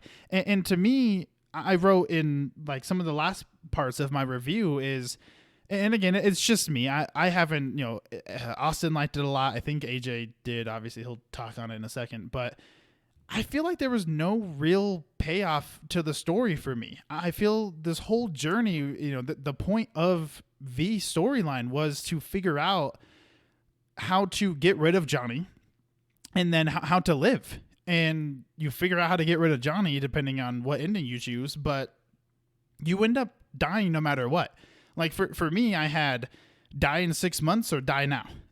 And I think every other ending, I don't know what yours was, but I think every ending is die now or die in 6 months. And it kills me. I really wish that, and again, I mean, I'm no video game writer, and I guess maybe my way would have been more of the lazy way, but I wanted that payoff. Like, do something. I almost thought for a little bit that we were going to find Johnny's body and that we were going to get Johnny back to life, and that, we would have Johnny with us. And then if they did a sequel or any kind of DLC, we would have Johnny like literally with us instead of inside of our mind. And it killed me that that's not what ended up happening. And again, that's myself playing the game and giving myself expectations. I've done that numerous times for games that I'm excited about, and I get invested into the story and I think something's going to happen and it doesn't happen. So, I mean, I did it to myself at the end of the day, but yeah, for me, I didn't see any real payoff to V's storyline. So that's an interesting thing in general. I think, and keep in mind, I played 4 of the endings. I picked my first one. I went with my gut. I got that out of the way. And then I went back and I did 3 more. And I personally think there was a payoff, but it's not a gratifying one. the payoff is showing that Night City is it's hypocrisy and consumption. It's everyone's a hypocrite. Everyone is only using you to their own means. You're using people to accomplish your goals.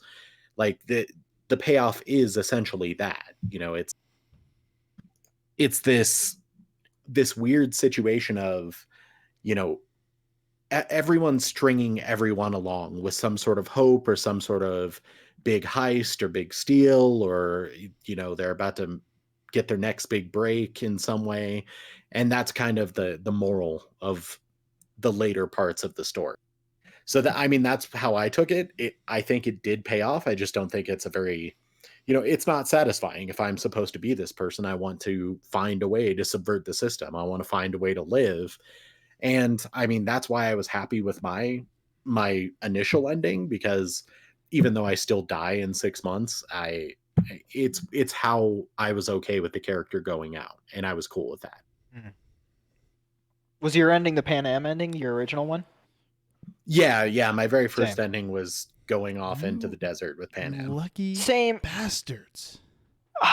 The thing is, with that ending, same problem I have with a lot of parts of the game. They try to have their cake and eat it too. Like, they give you that life, or they give you that out, I should say, of not dying in that moment. And then they give you that 6 months, like, death sentence.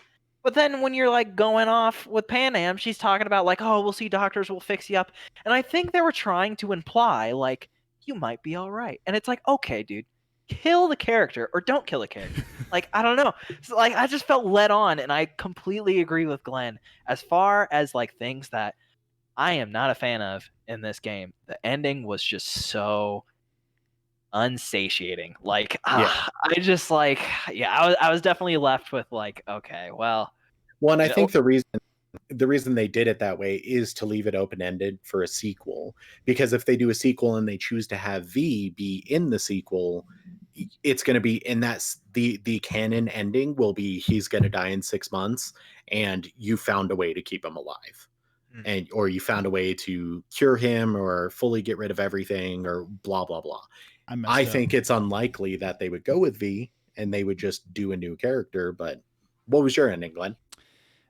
So I told you earlier I messed up, and it's at a certain part where V like blacks out real bad, and there's a lot of problems going on, and you're basically dying, and Vic gets really pissed off, and he's like, you got to do something about this, and he gives you the pills and he gives you a gun, and he's like, I don't care where you do it, I don't care how you do it, go.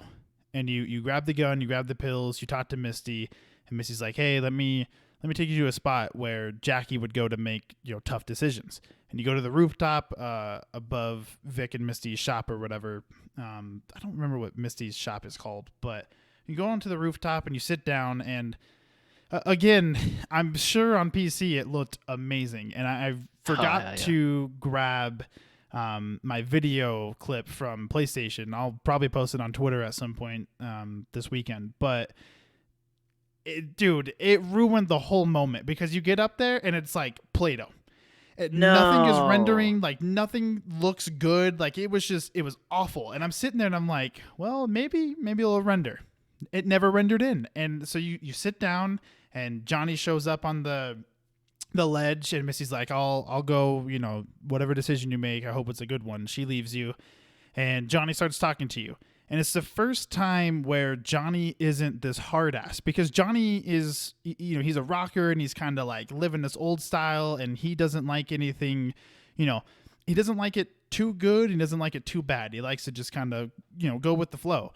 And it's the first time where he has a actual heart-to-heart conversation with V, and is just having this really good moment, and it just killed it for me, because again, the dialogue is great, the voice acting was on point, especially during this, and I'm looking at some PS2, PS3 buildings, and I'm like, what is going on? And you have two options in the dialogue, and it's take the pills, or, well, there's another solution, is what it says. And in my head, I'm like, well, that's let's just have some fun here. Let's click what that other solution is. So you click that, and Johnny walks over and he sits on the chair next to you, and you have some more heartfelt dialogue. I wish I remembered it. And you guys are just having this like really beautiful talk on this rooftop, and finally you have the option. It says, never mind, take pills, or go through with this. And so I picked the go through with this, and V was like, what did she say? Well, this is the less bloodier route anyways, so let's do this. And it cuts out and it goes into a third person view, and you see V, you see Keanu.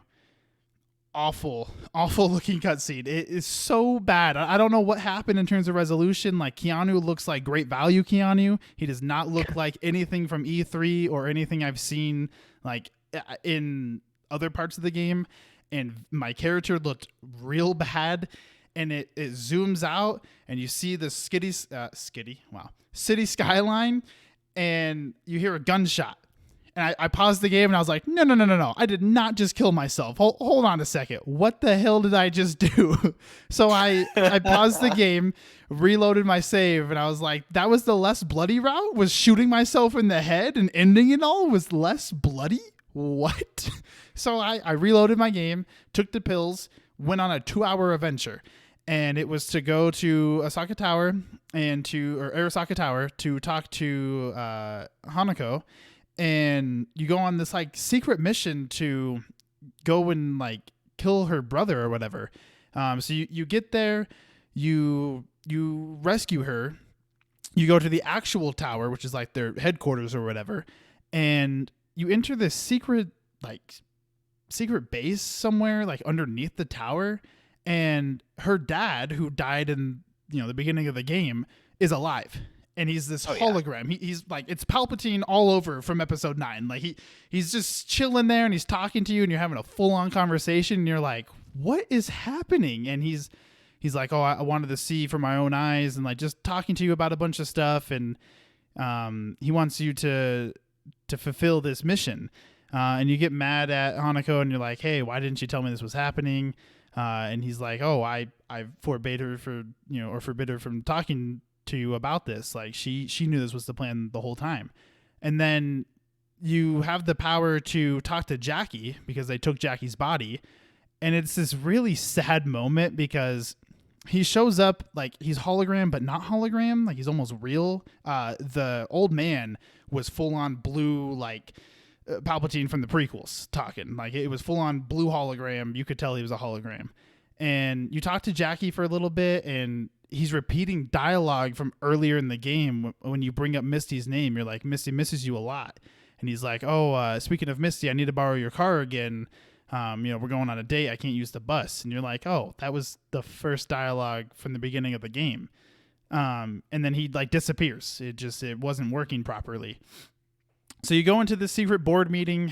You piss off all these people because you confess to watching the murder happen, and they don't believe you. So, of course, the daughter shows everyone the hologram of the father, and he's talking to everyone, and they're like, this isn't real. And he was like, oh, I see you still don't have a dick. Like some really weird dialogue choice. Like I was like, what is that even? He was like, I see you haven't got a dick yet. I'm like, what is happening? Like, why is that dialogue? So he talks to them for a little bit, and then he goes away. The brother sends some mercenaries to come and kill everyone at the board meeting. A couple people live, of course you do, and then Hanako lives. And then you go up to the top. You start making your way up there. You kill all these elite guys. You keep going. You find Adam Smasher. You have that little boss fight, which that boss fight was super interesting. Whatever. It was kind of lame. He kept shooting rockets at me. It was getting really old. Luckily, I just stood behind a pillar and just let him keep shooting the other side of the pillar, and then I would walk around, blast him a couple times, sit back. Super repetitive boss fight, but whatever. And finally, you enter the room where the brother is, and he's laying on the ground, tables flipped over, gun next to him, has one bullet in it. He was going to kill himself. And you kick it to the side, you lay up against the table, you talk to him about everything, and he just kind of laughs at you. The sister shows up, and what was the doctor's name? Hellman, right? that the doctor that's supposed to help Anders you? Hellman. Okay. He shows up and she's like, hey, go with him. You know, I want to hold up my end of the deal. And it comes, you know, full circle to me, which talking about why I didn't feel like the story paid off was, you know, she wanted to hold her deal, which was to save my life. And if like I enter the elevator, you go down it, you see her grab the gun and it looks like she's going to kill the brother, which you find out later through dialogue that the brother did die. And it goes into the future. All of a sudden you're seeing memories. You're talking to Johnny at like a VR diner. And you're talking to him about a certain like couple of things. And then all of a sudden I wake up and I no longer have Johnny. I'm in this weird like Star Wars medical bay thing. And the doctors are talking to me. They tell me to go to my room, get some rest. We'll do some tests in the morning. So I do that, go to bed, wake up. Doctor comes in, gives me a Rubik's Cube. Solve the cube. So you turn it a couple of times and then she takes it, like rips it out of your hand, by the way. She's not like, hey, let me see it. She grabs that thing out of your arms and it's like, this is mine now. And yeah, she was a jerk. Yeah. And so she runs through this dialogue and you have to pick, you know, she's like, I'm going to say this sentence. You pick the first word that comes to mind. And you do that, I don't know, 3 or 4 times. And then there's more dialogue kind of like that, but you don't pick. V just does it. And then you go onto the treadmill, you walk for a little bit, you go too fast, you fly off, you go to bed, you wake up. And it's this rinse and repeat cycle of going to bed, waking up, doing the Rubik's Cube, doing this, doing that, treadmill, fall off, go back to sleep. And it goes on for a little bit. I think you do it 3 times, like yourself, you do it 3 times. And then it goes into like montage 90s movie mode where it just rapid fire. It's Rubik's Cube, answer the question, treadmill, Rubik's Cube, answer, like just bizarre stuff going on. And then all of a sudden you get to press, for me, square, and it says like enough. And you grab the Rubik's Cube and you throw it. And then the doctor freaks out, runs out of the room. And then you go to town in that room. I flipped over the treadmill, threw the chair that the doctor was sitting in, knocked over the other chair. And then I went to bed. I was so pissed off, I went to bed. And you wake up, Hellman shows up, and he basically gives you get 2 options. He talks to you and he's like, well, everyone wants to live, right? And you get to either pick live, which is you get to go live inside the soul killer, which is where Johnny lived. So now my mind will be a construct and will enter someone else's mind. Or I go back to Earth, live for 6 months, and die. And as soon as that dialogue hit me, I sat there for, I don't know, like 5 minutes. I paused the game and in my head, I'm like, wow, what are these choices? And I toyed with it for a little bit and I was going to go back to Earth, but in my head I was like, nah, let's just become the next Johnny. Let's just enter the soul killer thing and move on. And then that's what I did. And I think that's considered the good ending or maybe the normal ending. I don't know exactly what that was classified as. With you two getting the Pan Am one, I know that one is classified as the best ending. And Austin has a really amazing argument as to why he thinks that is the true ending. And I guess it goes into what Thomas brought up is, you know, she mentions, hey, we're going to find doctors. Like, we're going to find things. Like, we're going to help you. Whereas all the other endings are, you're dying in 6 months or you're dying right now. You pick. Like, Yeah. Yeah, I don't know. I mean, overall, Cyberpunk is a good game. There are a lot of amazing moments inside of this game. And yeah, I don't know. I think if you look outside of just V's story and you look into Pan Am's story or even Johnny's story for me, the Judy and Ev, you know, I guess Evelyn's part of that story. So yeah, like the Judy story is really good. The River story is okay. I mean, if you just want to do side missions and you want a trophy or an achievement, it's pretty good. But yeah, I don't know. I mean, overall, for me, Cyberpunk still delivered on some of the things that I was expecting. You know, I was expecting an RPG from CDPR, which we got. There are some things that I'm disappointed with in terms of writing and story and gameplay in general. I kind of wish this game was first and third person or just third person, when they made the announcement that it was first, I was stoked. I was like, whatever, you know, they're gonna have guns, like they're trying to do, you know, a Fallout situation. Like, good for them. This game should be rad. But playing it, there was almost times where I felt like third person would have been the move for me, at least. I know AJ told me that he felt kind of the same way. I don't know how you felt about that, Thomas. I really liked the first person, actually. I think there probably should have been an option at least to go into third person, but the first person worked really nicely for me. For sure. Which actually, while we're kind of on that subject, if you guys will allow it, can I say something that's mean but true? Sure. All right. If you're not playing this on a super insane computer, I just feel like you're lacking a giant amount of what made the game for me. And I'm kind of like a visual slut as it is. Like, that's the reason I have a crazy computer and I'm willing to spend all this money on it, is because like I really enjoy like a high graphical fidelity game. It's one of the reasons I like Red Dead so much. Like, I don't know. I really like beautiful games. I think everyone does, but like, holy cow. I mean, hands down, Cyberpunk is the most visually impressive game I have ever played. Like, it's not even that close. Like, Red Dead is probably number 2 for me, but I think the like subject matter they had to tackle when it came to building Night City is a lot different than the nature environments they had to do for Red Dead. And I just think, oh my god, did they nail it in some spots? If it's not too bad, I can pop a couple of screenshots in the chat, because that was actually like the screenshot function was one of the things in the game, one of the game mechanics you could say, that I was using the most. Like, basically everywhere I went, there was a while where I was just doing gigs and like I didn't care what I was doing. Like, give me an excuse to walk around and look at Night City. That's all I want. And well, the game was giving me that. Like, man, I was riding high for so long. I mean, that carried the game for me for like 30 hours. Like, just walking around, seeing Night City.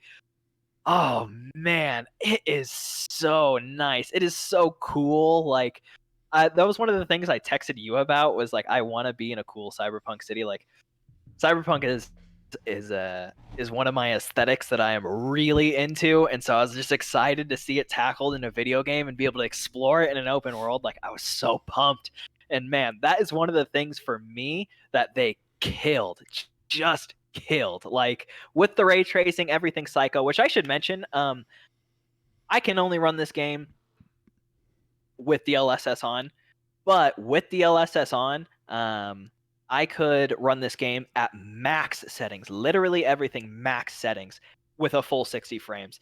And while that was going on, like, I gotta say, mean but true, like, it made a lot of the game for me, which is like, it's stupid, and I know it's not like everybody's thing, but like you saying it was like a PS2 game for you in some spots, like, that would have ruined the game for me, for real, because like it being as pretty as it was, sucked me in. And every time I like loaded up the game and saw Night City again, I was like, God damn, it is as cool as I like it's even cooler than I remembered it every single time. Like, such a good job the environment artist did. And I was thinking of that when I was like walking around. If there's anything that is an achievement in this game, as far as like, holy cow, this is something special that this game offers, Night City's detail and environment, and just like the it feels alive in some places. Like, you start understanding the culture of the city, and I think it really like, which this is lame, and you could argue it's a bad thing, but I'd say about 50 hours in is when I like started feeling the game and the way the city is in such a way that walking around it, I want to say I felt at home, but I could drive to things without waypoints, and I don't know. It was just one of the things for me that I think like they couldn't have killed it anymore. Like, such a visually cool game. Such a cool, that is like the word to describe it. So fucking cool, man. And I think that's probably what happened to me is when I was playing the game. Like, not Night City's cool. I told AJ, I don't know how you feel about the Badlands, but I don't care about the Badlands at all. The Badlands is just kind of there. Night City is dope, but the Badlands is just. It goes back to what I said about the best Bethesda game I've ever played. I think Badlands is the best, like, deserty Fallout wasteland out there. But Night City is super cool, and I wish I got to experience it on my PC. And I mean, once updates are out, and I think once the PlayStation 5 has its actual game and not the PS4 version, I definitely want to play it again, and I want to have those wow moments. Because I know what that game can look like. Tim Geddes talked about it on Kind of Funny. Paris talked about it on that review as well. Like, it's true. I mean, that game can look really good, and it's a shame that not everyone can experience that, because they made a really pretty game, and CDPR does really well with their worlds. I feel like The Witcher 3 even had some really dope places inside that map, and I'd say even for that game, like, a lot of that game is really good on PC in terms of visuals. And I think, especially for Cyberpunk, it's a shame that not everyone is going to be able to see that unless they go and look at it for themselves. Yeah. Yeah, it is a shame. Like I was saying, it's like a mean but true thing, because, like, honestly, even when they do update it, only people with the next gen consoles are going to even get in the realm of, like, what max settings look like on PC, and, like, just the last gen version. Honestly, I don't know who in their right mind thought this game even belonged on the last gen systems. This is clearly a next gen title, like, clearly. I think People who want to make money. Yeah, I was going to say, Yeah, I think that's right. part of that leadership team is, they marketed it as PS4 and Xbox One for a year at least, maybe 2 years. I don't remember when they fully announced, like, the game on the systems. But yeah, and then I think when they kept making it, they knew. There's a reason, not to wrap all the way back around, but there's a reason why they didn't send console review codes, and there's a reason why they didn't show gameplay of consoles for so long, because they knew. But I mean, they wanted money, right? And now they're paying for that. Now they're going to be hurting for a little bit, and if they have to, like they said, they'll pay out of pocket to give that back. But yeah, I mean, I feel like quite a few people knew it wasn't going to run great on a PS4 or Xbox One, but it doesn't run great. It's not good, and I'm happy at least that those people can get their refunds. I'm happy that they didn't spend $60 on a game that they were excited for and can't, find a PS5 or a Series X. But yeah, it's a shame. And I think, going forward, like, I think sometime next year when people relook at the game, I think everything will be okay once the dust settles. I think everything will be kind of wrapped around, and there's still going to be people that don't look at Cyberpunk as they look at Witcher, or even some people that lose hope in CDPR. But I don't know. I guess we'll see what happens in about a year from now. Yeah. So I mean, I guess that about does it for spoiler talks. We'll go ahead and kind of wrap up everything before we go. Obviously, this is called a high score for a reason. I asked you two to give me a 6-digit number between either 6 zeros or 6 nines. Obviously, this is the way that high score works. We do not care about 1 through 10, 1 through 5, 1 through 100. We just care about giving honest, real reviews, and then a silly, fun little score that we can add on to the game. So, AJ, why don't you start us off? What's your high score for Cyberpunk 2077? Between 6 zeros and 6 nines. Yeah. 6 zeros. No. No. It could never. I'd be amazed. My high score would have to be 42,000 or 424,242. 42, 42, 42. Jesus. Okay. Is it mine? Yeah, go ahead. Yeah, I'll let you go. Okay. I know it's arbitrary, but like, I'll just go with 6/8, because 6/8? yeah, it's almost like, if we're turning this arbitrary score into something, it's almost 90% for me, but like, it just lacks in some areas, and like, I honestly think mods could make this game legendary if they ever did some mod support. But the way it is now, the way vanilla systems work, the way some story threads don't necessarily play out, the way there's some inconsistency, like AJ was saying, between like side missions and main missions, it didn't quite make that masterpiece mark for me, but it was so much fun and I did enjoy it so much that it's like, we'll go with all 8. All 8s? Okay. I respect it. I thought about my score after I wrote everything, and it changed slightly. Mine is 620,943. I mean, like I said before, we brought up the high score. Cyberpunk does everything that I feel like it needed to for me on terms of what the game is, and at the end of the day, deep down, when you don't look at just the surface of the shitty, corporate side of CDPR, when you look at Cyberpunk as a game, it has that potential, and the stories that it told are great. And once bugs are all sorted, and once a PS5 upgrade is available and a Series X is available, this game, I feel like people are going to be talking about Cyberpunk for a long time. Whereas Fallout 76, Anthem, and even newly Avengers have been talked about for a while. I feel like this game will have that turnaround story, or at least I hope. I hope that CDPR can come back from this. I hope that they learn from this and that they can continue to make good games. I mean, I think Witcher 4 is in some kind of talk, right? I feel like new Witcher's coming at some point. So, but yeah, I hope that we see something. So, I mean, with that, any closing thoughts from you two?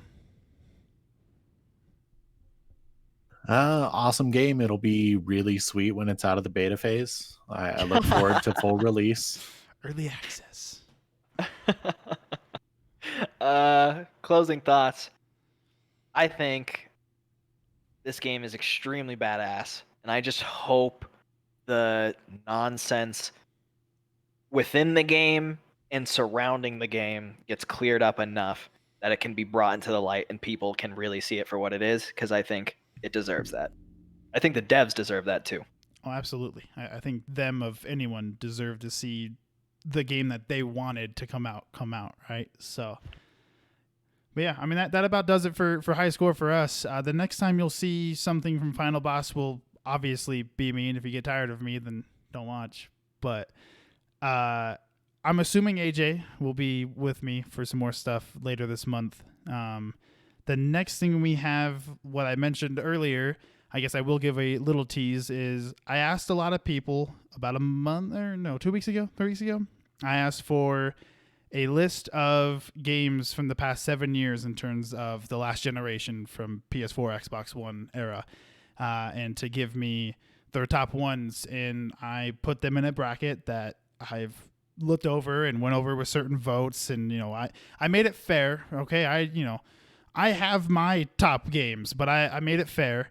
And that will be hopefully later this month or the start of January will be games of the generation from 2013 to 2020. And it'll be like a March Madness kind of style thing. So I'll have my own bracket, and then whoever else is on that show with me will have their own bracket as well to kind of move around and pick what their top one is. And then also, like I said, we're working on trying to figure out how to get on Spotify and Apple Podcasts. Hopefully that is sorted out by the end of December, so we can start the new year with some fun stuff. So, yeah, with that being said, guys, everyone have a good rest of your night. We'll catch you guys on the next one.